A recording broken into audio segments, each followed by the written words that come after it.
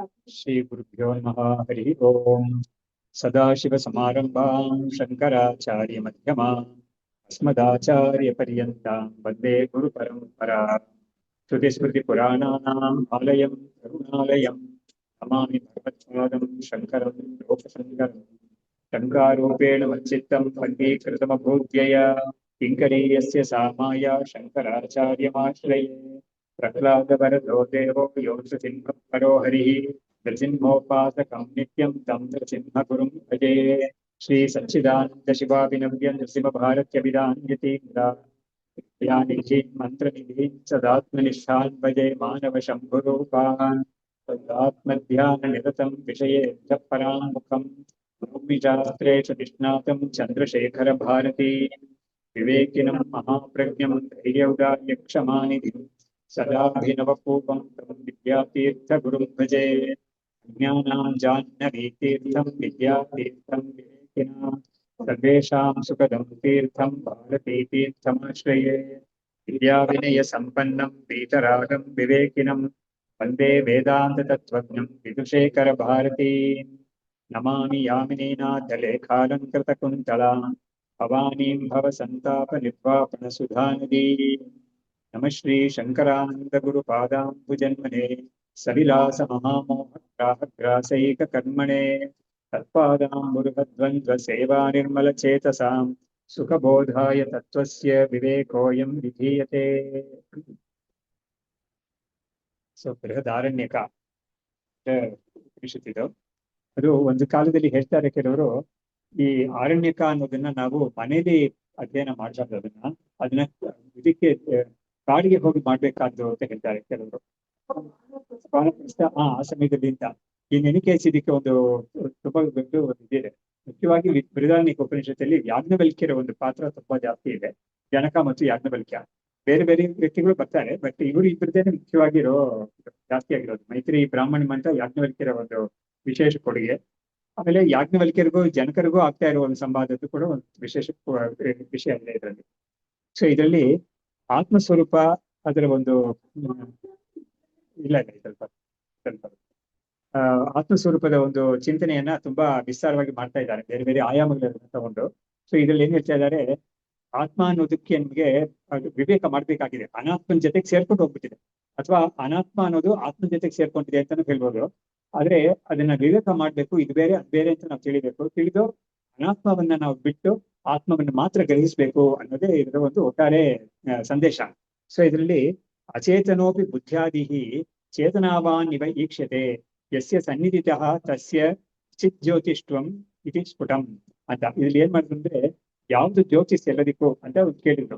ಅಂದ್ರೆ ನಾವು ಏನೇನ್ ಮಾಡ್ತಾ ಇದೀವೋ ನಮ್ಮ ವ್ಯವಹಾರಗಳೆಲ್ಲ ಆಗ್ತಾ ಇದೆಯಲ್ಲ, ಇದಕ್ಕೆ ಯಾವುದು ಶಕ್ತಿ ಇದೆ ಹಿಂದ್ಗಡೆ, ಯಾವುದು ಚೈತನ್ಯ ಇದೆ ಅಂತ ಒಂದು ಪ್ರಶ್ನೆ ಮಾಡಿ ಅದನ್ನ ಬಿಡಿಸಿ ಬಿಡಿಸಿ ಹೇಳ್ತಾ ಇದ್ದಾರೆ.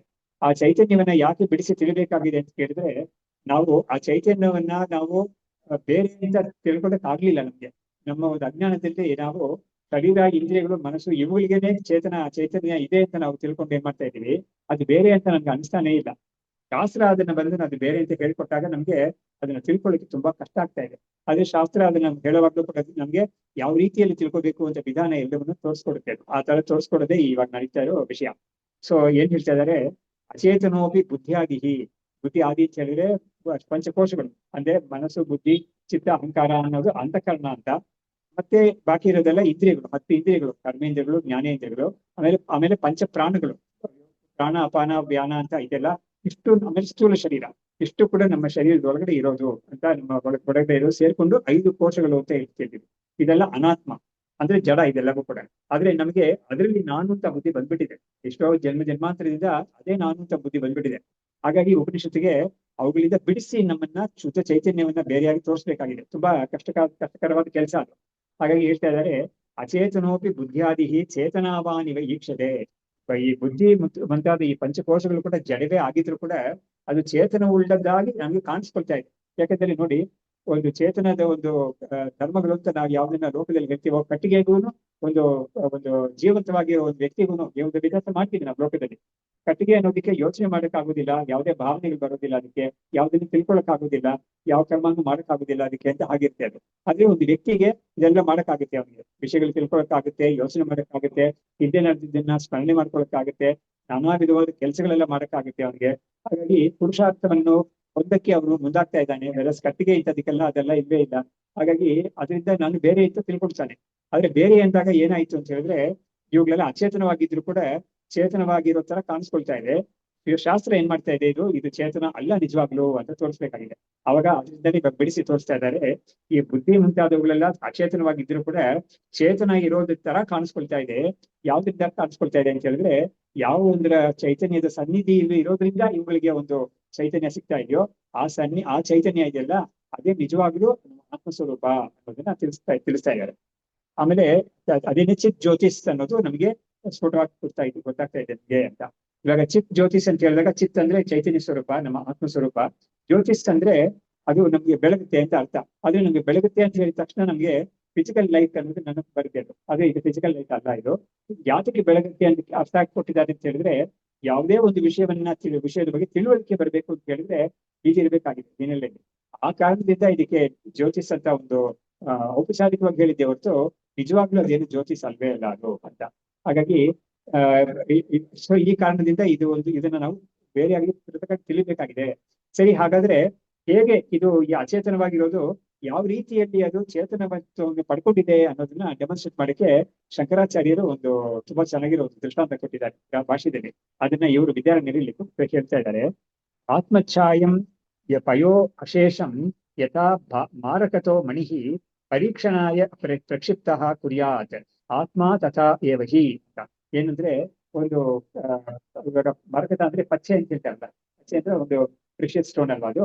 ಅದನ್ನ ಪರೀಕ್ಷೆ ಮಾಡಕ್ಕಾಗಿ ಹಿಂದಿನ ಕಾಲದಲ್ಲಿ ಯಾವ ತರ ಮಾಡ್ತಾ ಇದ್ರೆ, ಶುದ್ಧವಾದ ಪಚ್ಚೆನ ಅಥವಾ ನಕಲಿನ ಅದು ಅಂತ ತಿಳ್ಕೊಳಕ್ಕೆ ಒಂದು ಪಾತ್ರೆಯಲ್ಲಿ ಹಾಲಿರುತ್ತೆ. ಆ ಹಾಲಿರೋ ಪಾತ್ರೆಯಲ್ಲಿ ಆ ಕಲ್ಲನ್ನ ಹಾಕ್ತಾರೆ. ಹಾಕಿದಾಗ ಏನಾಗುತ್ತೆ, ಆ ಪಚ್ಚೆ ಮರಗತ ಮಣಿ ಇದೆಯಲ್ಲ, ಅದು ನಿಜವಾಗ್ಲೂ ಅದು ಅಸಲಿ ಆಗಿದ್ರೆ ಅದ್ರ ಒಂದು ಪ್ರಭೆ ಇದೆ ಅದಕ್ಕೆ. ಆ ಪ್ರಭೆ ಏನಾಗುತ್ತೆ, ಈ ಹಾಲನ್ನ ಪೂರ್ತಿ ವ್ಯಾಪಿಸ್ಕೊಂಡು ಈ ಹಾಲು ನಮಗೆ ಒಂದು ಪ್ರಕಾಶಮಾನವಾಗಿ ಕಾಣಿಸ್ಕೊಡುತ್ತೆ ಹಾಲು. ಅವಾಗ ಗೊತ್ತಾಗುತ್ತೆ ಇದು ನಿಜವಾಗ್ಲೂ ಒಳ್ಳೆ ಮಣ್ಣಿನೇ ಇದು ಅಂತ ತೀರ್ಮಾನ ಆಗುತ್ತೆ. ಆ ಒಂದು ಪರೀಕ್ಷೆ ಹೇಗೆ ಮಾಡ್ತಾರೋ ಆ ದೃಷ್ಟಾಂತವನ್ನ ಶಂಕರಾಚಾರ್ಯರು ಇದಕ್ಕೆ ಕೊಟ್ಟಿದ್ದಾರೆ. ಯಾವ್ದಕ್ಕೆ ಕೊಟ್ಟಿದ್ದಾರೆ ಅಂತ ಹೇಳಿದ್ರೆ, ನೋಡಿ, ಹಾಲಿಗೆ ಸ್ವತಃ ಈ ಪ್ರಕಾಶ ಒಂದು ಪ್ರಭೆ ಇಲ್ಲ ಹಾಲಿಗೆ. ಆದ್ರೆ ಈ ಪಚ್ಚೆ ಕಲ್ಲಿನ ಅದಕ್ಕೆ ಹಾಕಿದ ತಕ್ಷಣ ಅದಕ್ಕೆ ಒಂದು ಪ್ರಭೆ ಕಾಣಿಸ್ತಾ ಇದೆಯಲ್ಲ ನಮ್ಗೆ. ಆ ತರನೇ ಹಾಲಿಗೆ ಸ್ವತಃ ಪ್ರಭೆ ಇಲ್ಲ. ಹಾಲಿಗೆ ಸ್ವತಃ ಪ್ರಭೆ ಇಲ್ಲ ಅದಕ್ಕೆ. ಆದ್ರೆ ಈ ಪಚ್ಚೆ ಕಲ್ಲನ್ನ ಅದ್ರಲ್ಲಿ ಹಾಕಿದ್ರೆ ಈ ಹಾಲು ಹೇಗೆ ನಮ್ಗೆ ಒಂದು ಪ್ರಭೆ ಉಳ್ಳದಾಗಿ ನಮ್ಗೆ ಕಾಣಿಸ್ಕೊಳ್ಳುತ್ತೋ, ಈ ಕಲ್ಲು ಅದರಲ್ಲಿ ಇರೋದ್ರಿಂದ, ಅದೇ ತರನೇ ಈ ಆತ್ಮಸ್ವರೂಪ ಅನ್ನೋದು ಇರೋದ್ರಿಂದಲೇ ಅನಾತ್ಮವಾಗಿರೋ ಈ ಶರೀರ, ಮನಸ್ಸು, ಇಂದ್ರಿಯಗಳು, ಪ್ರಾಣ ಇವುಗಳೆಲ್ಲವೂ ಕೂಡ ಪ್ರಕಾಶ ಉಳ್ಳ ತರ ಕಾಣಿಸ್ಕೊಳ್ತಾ ಇದೆ. ಪ್ರಕಾಶ ಅಂದ್ರೆ ಇಲ್ಲೇನೋ ಚೈತನ್ಯ ಇರೋ ತರ ಕಾಣಿಸ್ಕೊಳ್ತಾ ಇದೆ. ಸೊ ದೃಷ್ಟಾಂತದಲ್ಲಿ ಫಿಸಿಕಲ್ ಲೈಟ್ ಪ್ರಭೆ ಅನ್ನೋದು ಫಿಸಿಕಲ್ ಲೈಟ್, ಅದು ಭೌತಿಕ ಪ್ರಕಾಶ ಅದು. ಆದ್ರೆ ಇದು ಭೌತಿಕ ಪ್ರಕಾಶ ಅಲ್ಲ ಇದು. ಹಾಗಾದ್ರೆ ದೃಷ್ಟಾಂತ ಕೊಟ್ಟಿದ್ದಾರೆ ಯಾತಕ್ಕೆ ಅಂತ ಹೇಳಿದ್ರೆ, ಈ ರೀತಿಯಲ್ಲಿ ಹಾಲಿಗೆ ಯದ್ಯಪಿ ಇದಿಲ್ಲ, ಪ್ರಭೆ ಇಲ್ಲ. ಆದ್ರೆ ಈ ಪಚ್ಚೆ ಕಲ್ಲನ್ನು ಅದ್ರಲ್ಲಿ ಹಾಕಿದಾಗ ಈ ಹಾಲಿನ ಪಾತ್ರೆ ಪೂರ್ತಿ ಏನ್ ಹಾಲು ಇರ್ತೋ ಅದೆಲ್ಲವೂ ಕೂಡ ನಮಗೆ ಒಂದು ಪ್ರಕಾಶಮಾನವಾಗಿ ಕಾಣಿಸ್ಕೊಡುತ್ತೆ. ಅದು ಈ ಪಚ್ಚೆ ಕಲ್ಲಿನ ಒಂದು ಬಣ್ಣ ಕೂಡ ಕಾಣಿಸ್ಕೊಳ್ಳುತ್ತೆ, ಪಚ್ಚೆವಾಗಿ ಸ್ವಲ್ಪ ಹಸಿರಾಗಿ ಕಾಣಿಸ್ಕೊಳ್ಳುತ್ತೆ ಅದು.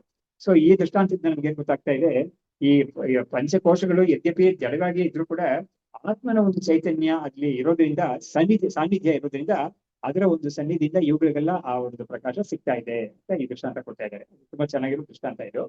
ಅದನ್ನ ಹೇಳ್ಬಿಟ್ಟು ಮುಂದಕ್ಕೆ, ಸರಿ ಇದು ಯಾವ ಕ್ರಮದಲ್ಲಿ ಈ ನೋಡಿ ಪಂಚಕೋಶಗಳು ಅಂತ ಹೇಳಿದಾಗ ಅದಕ್ಕೊಂದು ಕ್ರಮ ಇದೆ ನೋಡಿ. ಮೊದಲನೆಯದು ಎಲ್ಲದಕ್ಕಿಂತ ಸ್ಥೂಲವಾಗಿರೋದು ಗ್ರಾಸೆಸ್ಟ್ ಕೋಶ ನಮ್ಮ ಸ್ಥೂಲ ಶರೀರ. ಅದಾದ್ಮೇಲೆ ಸ್ವಲ್ಪ ಸೂಕ್ಷ್ಮವಾಗಿರೋದು ಒಳಗಡೆ, ಸೂಕ್ಷ್ಮ ಕ್ರಮೇಣ ಒಂದೊಂದಕ್ಕೂ ಅದಕ್ಕಿಂತ ಸೂಕ್ಷ್ಮ ಅಂತ ಅತ್ಯಂತ ಸೂಕ್ಷ್ಮಕ್ಕೆ ಹೋಗುತ್ತೆ, ಆನಂದಮಯ ಕೋಶ ತನಕ ಹೋಗುತ್ತೆ ಅದು. ಅವಾಗ ಇದು ಹೇಗೆ ಈ ತರ ಒಂದು ಈ ಪ್ರಕಾಶ ಅಲ್ಲ ಎಲ್ಲಿಂದ ಅದಕ್ಕೆ ಸಿಗುತ್ತೆ, ಯಾವ್ದ್ರಿಂದ ಯಾವ್ದಕ್ಕೆ ಹೋಗುತ್ತೆ ಅಂತ ಒಂದು ಕ್ರಮ ಇದೆ. ಆ ಹೈರಾರ್ಕಿ ಒಂದಿದೆ, ಅಥವಾ ಸೀಕ್ವೆನ್ಸ್ ಅಂತ ಹೇಳ್ಬೋದು. ಹೈರಾರ್ಕಿಂದ ಸೀಕ್ವೆನ್ಸ್ ಅಂತ ಹೇಳ್ಬೋದು. ಆ ಸೀಕ್ವೆನ್ಸ್ ನ ಇವರು ಇಲ್ಲಿ ತೋರಿಸ್ತಾ ಇದ್ದಾರೆ, 2 ಶ್ಲೋಕದಲ್ಲಿ ತೋರಿಸ್ತಾ ಇದ್ದಾರೆ ವಿದ್ಯಾರಣ್ಯರು. ಜ್ಯೋತಿಹಿ ಆತ್ಮ ಸ್ಥಿತಿಚ್ಛಾಯಂ ಪ್ರಥಮಂ ಕುರುತೆ ತಮಃ ತಮೋ ಯೋಗೇನ ಧೀಹಿ ತದ್ವತ್ ಧೀಯೋಗಾತ್ ಇಂದ್ರಿಯಂ ತಥಾ ಅಂತ ನೋಡಿ. ಇವಾಗ ಮೊದಲು ಚೈತನ್ಯ ಏನ್ ಮಾಡ್ತಾ ಇದೆ, ಆತ್ಮ ಚೈತನ್ಯ ಮೊಟ್ಟ ಮೊದಲು ಅಜ್ಞಾನ ಅಂತ ಒಂದಿದೆಯಲ್ಲ, ಅವಿದ್ಯಾ ಅಂತ ಇದೆಯಲ್ಲ, ಅದನ್ನ ಪ್ರಕಾಶಗೊಳಿಸುತ್ತೆ. ಇವಾಗ ನೋಡಿ, ಇದರಿಂದ ನಮ್ಗೆ ಏನ್ ಗೊತ್ತಾಗುತ್ತೆ ಅಂತ ಹೇಳಿದ್ರೆ, ನಮ್ಮಲ್ಲಿ ನಮ್ಮ ವೇದಾಂತ ಶಾಸ್ತ್ರ ಹೇಳ್ತಾ 3 ಶರೀರ ಇದೆ ನಮಗೆ ಅಂತ ಹೇಳುತ್ತೆ. ಯಾವುದು? ಒಂದು ಸೂಕ್ಷ್ಮ ಶರೀರ, ಇನ್ನೊಂದು ಒಂದು ಸ್ಥೂಲ ಶರೀರ, ಇನ್ನೊಂದು ಸೂಕ್ಷ್ಮ ಶರೀರ, ಮೂರನೇದು ಕಾರಣ ಶರೀರ. ಈ ಕಾರಣ ಶರೀರವನ್ನೇ ಅಜ್ಞಾನ ಅಂತ ಹೇಳಿರೋದು. ಆದ್ರೆ ಆ ಕಾರಣ ಶರೀರ ನಮ್ಮಲ್ಲೇ ಇರುತ್ತೆ, ನಮ್ಮಲ್ಲೇ ಇದೆ. ಹಾಗಾಗಿ ನಾವು ಸ್ಥೂಲ ಶರೀರ ಬಗ್ಗೆನೋ ಈ ಅನ್ನಮಯ ಕೋಶವನ್ನ ನಾವು ತೋರಿಸ್ತೀವಿ, ಇದೇ ಸ್ಥೂಲ ಶರೀರ ಅಂತ.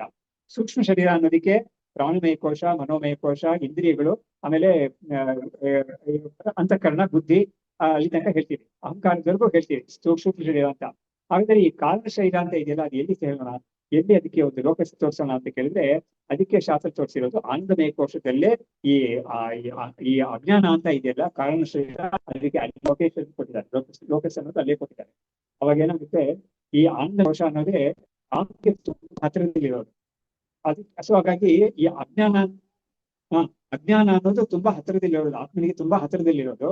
ಈ ಅಜ್ಞಾನ ಎಲ್ಲಿದೆ ಅಂತ ಕೇಳಿದ್ರೆ, ನಾನು ಇವಾಗಲೇ ಹೇಳಿದೆ, ಅದು ಆನಂದಮಯ ಕೋಶದಲ್ಲೇ ಇರೋದು ಅಂತ ಹೇಳ್ತೇನೆ. ಹಾಗಾದ್ರೆ ಮೊಟ್ಟ ಮೊದಲು ಅಜ್ಞಾನ ಅನ್ನೋದನ್ನ, ಅದನ್ನೇ ಇವಾಗ ನೋಡಿ, ಈ ಅಜ್ಞಾನ ಅನ್ನೋದನ್ನ ನಮಗೆ ಉಪನಿಷತ್ತೇ ಏನ್ ಮಾಡಿದೆ ಅಂದ್ರೆ, ಯೋ ವೇದ ನಿಹಿತಂ ಗುಹಾಯಾಮ್ ಪರಮೇ ವ್ಯೋಮನ್ ಅಂತ ತೈತ್ರಿಯ ಉಪನಿಷತ್ತು ಹೇಳಿದೆ. ಯಾರು ಆ ಅಂತಃಕರಣ ಅಂತ ಬುದ್ಧಿ ಅಂತ ಒಂದಿದೆಯಲ್ಲ, ಅದರಲ್ಲಿ ಬೆಳಗ್ತಾ ಇರೋ ಈ ಆತ್ಮನನ್ನ ಯಾರು ತಾನು ಅಂತ ತಿಳ್ಕೊಳ್ತಾನೋ, ಅದು ಬ್ರಹ್ಮವೇ ಅಂತ ತಿಳ್ಕೊಳ್ತಾನೋ, ಅವನು ಮುಕ್ತನಾಗ್ತಾನೆ ಅಂತ ಅಲ್ಲಿ ಹೇಳಿದೆ. ಅದು ಹೇಳುವಾಗ ಏನ್ ಹೇಳ್ತೆ ಅಂದ್ರೆ, ಅದು ಎಲ್ಲಿದೆ ಒಂದು ಬೆಳಗ್ತಾ ಇದೆಯಲ್ಲ, ಅದು ನಮ್ಮ ಶರೀರದ ಒಳಗಡೆನೆ, ಅದು ಎಲ್ಲಿದೆ ಅಂತ ಹೇಳಿದ್ರೆ ಅದಕ್ಕೆ ಒಂದು ಲೋಕಸ್ ತೋರಿಸಿದೆ ಹೇಳಿದೆ. ಅದು ಯೋ ವೇದ ನಿಹಿತಂ ಗುಹಾಯಾಮ್, ಗುಹಾ ಅಂದ್ರೆ ಬುದ್ಧಿ ಗುಹಾ ಅಂತ, ಪರಮೇ ವ್ಯೋಮನ್ ಅಂತ ಇನ್ನೊಂದು ಸೇರಿಸಿದೆ. ಅದು ಪರಮೇ ವ್ಯೋಮನ್ ಅಂತ ಹೇಳಿದ್ರೆ, ವ್ಯೋಮ ಅಂದ್ರೆ ಆಕಾಶ ಅಂತ. ಪರಮ ಆಕಾಶ, ಏನ್ ಪರಮ ಆಕಾಶ ಅದು ಅಂತ ಹೇಳಿದ್ರೆ, ಅದಕ್ಕೆ ವೇಮನ ಶಂಕರಾಚಾರ್ಯರು ಕೊಟ್ಟಿದ್ದಾರೆ. ಅಜ್ಞಾನ ಅಥವಾ ಮೂಲ ಪ್ರಕೃತಿ ಅಥವಾ ಪ್ರಕೃತಿ ಅಂತ ಯಾವ ಮಾಯೆ ಅಂತ ಹೇಳ್ತೀವೋ, ಅದೇ ಪರಮ ಆಕಾಶ ಅಂತ.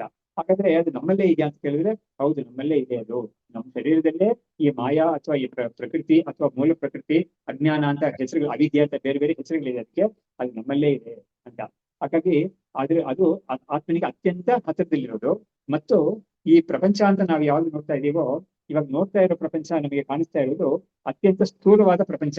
ಅದರಲ್ಲಿ ನಮಗೆ ಇಂದ್ರಿಯಗಳಿಂದ ಅದನ್ನ ಸಿಗ್ತಾ ಇದೆ. ನಮಗೆ ಕಣ್ಣಿಂದ ನಾವು ನೋಡ್ತಾ ಇದ್ದೀವಿ, ವಸ್ತುಗಳನ್ನೆಲ್ಲ ನೋಡ್ತಾ ಇದ್ದೀವಿ. ಪಂಚಭೂತಗಳಿಂದ ಆಗಿರೋ ಈ ಪ್ರಪಂಚವನ್ನ ನಾವು ಕಣ್ಣಿಂದ, ಇಂದ್ರಿಯಗಳಿಂದ ನಾವು ಗುರುತಿಸ್ತಾ ಇದ್ದೀವಿ. ಆದ್ರೆ ಈ ಪಂಚಭೂತಗಳಿಂದ ಆಗಿರೋ ಈ ಪ್ರಪಂಚ ಈ ತರ ಕಾಣಿಸ್ಕೊಳ್ಳಿಕ್ಕೆ ಮುಂಚೆ ಅದಕ್ಕೊಂದು ಎವಲ್ಯೂಷನ್, ಒಂದು ಸೀಕ್ವೆನ್ಸ್ ಇದೆ. ಅದಕ್ಕೊಂದು ಸೀಕ್ವೆನ್ಸ್ ಇದೆ. ಪ್ರಪಂಚ ಉತ್ಪತ್ತಿಯಾಗಿ ನಮ್ಮ ಮುಂದೆ ಇವಾಗ ನಿಂತಿದೆಯಲ್ಲ ಪ್ರಪಂಚ, ಇದಾಗಕ್ಕೆ ಮುಂಚೆ ಅದಕ್ಕೊಂದು ಸೀಕ್ವೆನ್ಸ್ ಇದೆ. ಆ ಸೀಕ್ವೆನ್ಸ್ ಯಾವ ತರ ಬರುತ್ತೆ ಅಂತ ಹೇಳಿದ್ರೆ, ಮೂಲ ಪ್ರಕೃತಿ ಅನ್ನೋದೇ ಸ್ಟಾರ್ಟಿಂಗ್ ಪಾಯಿಂಟ್. ಮೂಲ ಪ್ರಕೃತಿಯಿಂದ ಅವ್ಯಕ್ತ, ಮಹತ್ತು, ಆಮೇಲೆ ಪಂಚ ತನ್ಮಾತ್ರೆಗಳು, ಆಮೇಲೆ ಅಲ್ಲಿಂದ ಈ ಪಂಚೀಕೃತವಾದ ಭೂತಗಳು ಇದೆಲ್ಲ ಬರುತ್ತೆ. ಮಧ್ಯ ಈ ಹಿರಣ್ಯ ಗರ್ಭ, ವಿರಾಟ್ ಎಲ್ಲ ಬಂದ್ಬಿಡ್ತಾರೆ. ಅವಾಗ ಏನಾಯ್ತು, ಮೊಟ್ಟ ಮೊದಲು ಇರೋದು ಯಾವುದು ಅಂತ ಹೇಳಿದ್ರೆ, ಮೂಲ ಪ್ರಕೃತಿ ಅನ್ನೋದು ಅತ್ಯಂತ ಸೂಕ್ಷ್ಮ. ಅದು ಕಣ್ಣಿಗೆ ಸಿಗೋ ವಿಷಯ ಅಲ್ವೇ ಇಲ್ಲ. ನಮ್ಗೆ ಮೂಲ ಪ್ರಕೃತಿಯ ಒಂದು ಕಾರ್ಯ ಅಂತ ಯಾವ್ದು ಹೇಳ್ತೀವೋ, ಈ ಅಲ್ಟಿಮೇಟ್ ಕಾರ್ಯ, ಅದೊಂದೇನೆ ನಿಮ್ಗೆ ಸಿಗ್ತಾ ಇರೋದು.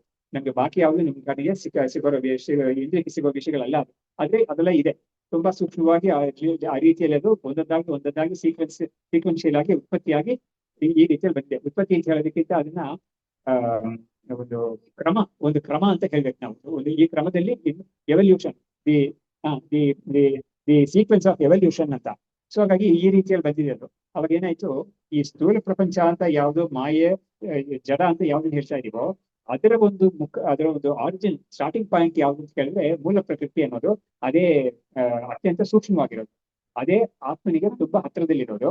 ಹಾಗಾಗಿ ಆತ್ಮ ಚೈತನ್ಯ ಅನ್ನೋದು ಏನ್ ಮಾಡುತ್ತೆ, ಮೊಟ್ಟ ಮೊದಲು ಆ ಮಾಯೆ ಅಂತ ಯಾವ್ದಿದೆಯೋ, ಅದಕ್ಕೆ ತಮಸ್ ಅಂತ ಕರೆದಿದ್ದಾರೆ ಅದನ್ನ, ಪ್ರಕೃತಿ ಅಂತ. ಅದನ್ನ ಬೆಳಗ್ಸಿದೆ. ಯಾಕಂದ್ರೆ ಅದು ತುಂಬಾ ಹತ್ತಿರದಲ್ಲಿರೋದು ಅಂತ. ಹಾಗಾಗಿ ಅದಕ್ಕೆ ಫಸ್ಟ್ ಬೆಳಕು ಸಿಗುತ್ತೆ. ಮಾಯೆಯಿಂದ ಅಂತಃಕರಣಕ್ಕೆ ಸಿಗುತ್ತೆ, ಅಹಂಕಾರದ ಮುಖಾಂತರ ಅಂತಃಕರಣಕ್ಕೆ ಸಿಗುತ್ತೆ. ಯಾಕಂದ್ರೆ ಅಂತಃಕರಣ ಅಂತ ಹೇಳಿದ ತಕ್ಷಣ ಅಹಂಕಾರ ಇದೆ ಅದರಲ್ಲಿ, ಆಮೇಲೆ ಬುದ್ಧಿ ಇದೆ, ಮನಸ್ಸಿದೆ, ಚಿತ್ತ ಇದೆ, ಇದೆಲ್ಲ ಇದೆ. ಸೊ ಫಸ್ಟ್ ಮಾಯೆಗೆ ಸಿಗುತ್ತೆ ಪ್ರಕಾಶ. ಅಲ್ಲಿಂದ ನಿಮಗೆ ಈ ಅರಣ್ಯಗೆ ಸಿಗುತ್ತೆ. ಅಲ್ಲಿಂದ ತಮೋಯೋಗೇನ ಧೀಹಿ ತದ್ವತೆ ಈ ಯೋಗ ಅತಿರಿಯಂ ತಥಾ, ಒಂದು ಸಂಪರ್ಕ ಅಂತ ಇಂದ್ರಿಯಗಳಿದೆಯಲ್ಲ, ಕರ್ಮೇಂದ್ರ, ಜ್ಞಾನೇಂದ್ರ ಅಂತ, ಅವುಗಳು ಬುದ್ಧಿಗೆ ತುಂಬಾ ಹತ್ತಿರ ಇರೋದು, ಅವುಗಳಿಗೆ ಪ್ರಕಾಶ. ಆಮೇಲೆ ಅಕ್ಷಯೋಗಾತ್ ತಥಾ ದೇಹ, ಈಗಳ ಒಂದು ಸಾನ್ನಿಧ್ಯದಿಂದ ಶರೀರಕ್ಕೆ ಸಿಗುತ್ತೆ ಅಂತ ಈ ಒಂದು ಕ್ರಮ. ಫಸ್ಟ್ ಮಾಯೆಗೆ ಸಿಗುತ್ತೆ ಪ್ರಕಾಶ. ಮಾಯೆಯಿಂದ ಅಂತಃಕರಣಕ್ಕೆ ಸಿಗುತ್ತೆ, ಅಂತರಿಂದ ಇಂದ್ರಿಯಗಳಿಗೆ ಇಂದ್ರಿಯ ತೋರಿಸಲಿಕ್ಕೆ ಸಿಗುತ್ತೆ. ಅದಕ್ಕೆ ಈ ಒಂದರಲ್ಲಿ ನಾವು ಕಲ್ತೇವೆ. ಯದ್ಯಪಿ ಮಾಯೇನು ಚೈತನ್ಯ ಅಲ್ಲ, ಜಡಾನೆ ಅದನ್ನು ಕೂಡ. ಅಂತಃಕರಣ ಚೈತನ್ಯ ಅಲ್ಲ, ಅದು ಜಡಾನೆ. ಇಂದ್ರಿಯಗಳು ಚೈತನ್ಯ ಅಲ್ಲ, ಜಡಾನೆ. ಸ್ಥೂಲ ಶರೀರ ಖಂಡಿತ ಚೈತನ್ಯ ಅಲ್ಲವೇ ಇಲ್ಲ, ಅದು ಜಡಾನೆ. ಆದ್ರೆ ಇವುಗಳಿಗೆಲ್ಲ ಈ ಆತ್ಮನ ಒಂದು ಸಂಪರ್ಕದಿಂದ ಕ್ರಮೇಣ ಒಂದು ಪರಂಪರೆಯ ಇದಕ್ಕೊಂದು ಚೈತನ್ಯ ಸಿಕ್ಕಿದೆ ಅಂತ ಕಾಣಿಸ್ಕೊಳ್ತಾ ಇದೆ. ಅದರಿಂದಲೇ ನಮ್ಗೆ ಭ್ರಮೆ ಉಂಟಾಗಿದೆ, ಇದೇ ನಾನು ಅಂತ ಒಂದು ಭ್ರಮೆ ಉಂಟಾಗ್ಬಿಟ್ಟಿದೆ ಅಂತ. ಇವಾಗ ನೋಡಿ, ನಮಗೆ ಒಂದು ಕಟ್ಟಿಗೆನಲ್ಲೋ ಅಥವಾ ಒಂದು ಬಂಡೆನಲ್ಲೋ ನಮ್ಗೆ ನಾನಂತ ಬುದ್ಧಿ ಬರೋದಿಲ್ಲ. ನಮ್ಗೆ ಈ ಶರೀರದಲ್ಲೇ ನನಗೆ ನಾನಂತ ಬುದ್ಧಿ ಬರ್ತಾ ಇದೆ. ಇಂದ್ರಿಯಗಳಲ್ಲಿ, ಶರೀರದಲ್ಲಿ, ಪ್ರಾಣದಲ್ಲಿ, ಮನಸ್ಸಲ್ಲಿ ನಾನು ಬುದ್ಧಿ ಬರ್ತಾ ಇದೆ. ಹಾಗಾದ್ರೆ ಏನಾಗೋ, ಇವುಗಳೆಲ್ಲ ಈ ಚೈತನ್ಯಕ್ಕೆ ತುಂಬಾ ಹತ್ತಿರದಲ್ಲಿ ಇಟ್ಕೊಂಡು ಈ ಚೈತನ್ಯ ಪಡ್ಕೊಂಡಿದೆ. ಇದು ಅವುಗಳ ಚೈತನ್ಯನ ರಿಫ್ಲೆಕ್ಟ್ ಮಾಡಕ್ಕೆ ಅವ್ರಿಗೆಲ್ಲ ಸಾಮರ್ಥ್ಯ ಇದೆ. ಯಾವ್ದಕ್ಕೆ? ಕಟ್ಟಿಗೆಗೆ, ಬಂಡೆಗೆ, ಇದಕ್ಕೂ ಇಂಥ ಒಂದು ಸಾಮರ್ಥ್ಯ ಇರ್ಬೇಕು ಅದಕ್ಕೆ ಅಂತ. ಸ್ವರೂಪಿಣಿಯಿಂದ ಹೌದು, ಅದ್ರಲ್ಲೇ ಕೂಡ ಬರ್ತಿಲ್ಲ ಈ ಮಹತ್ವ, ಅಹಂಕಾರ, ಪಂಚಭೂತ ಎಲ್ಲ ತಂತ್ರಗಳೆಲ್ಲ ಬಂದ್ಬಿಡ್ತೀವಿ. ಹಾಗಾಗಿ ಆಸಂತೆ ಸ್ವತಃ ವಿಭ್ರಮ ಅಂತ ಹೇಳ್ತೀವಿ. ಅಕ್ಷಯ ಏವಂ ಚಿತ್ಮತ್ವಂ ಭಾತೆ ತೇ ಸ್ವತಃ ಪುಂಸ ಆದ್ರೆ ಏನಾಯ್ತು, ಮನುಷ್ಯ ಇದೆಲ್ಲ ಚೇತನವಾಗಿ ಕಾಣ್ತಾ ಇದೆ. ಖಂಡಿತ ನಾನು ಅಂತ ಎಲ್ಲರಿಗೂ ಗೊತ್ತು.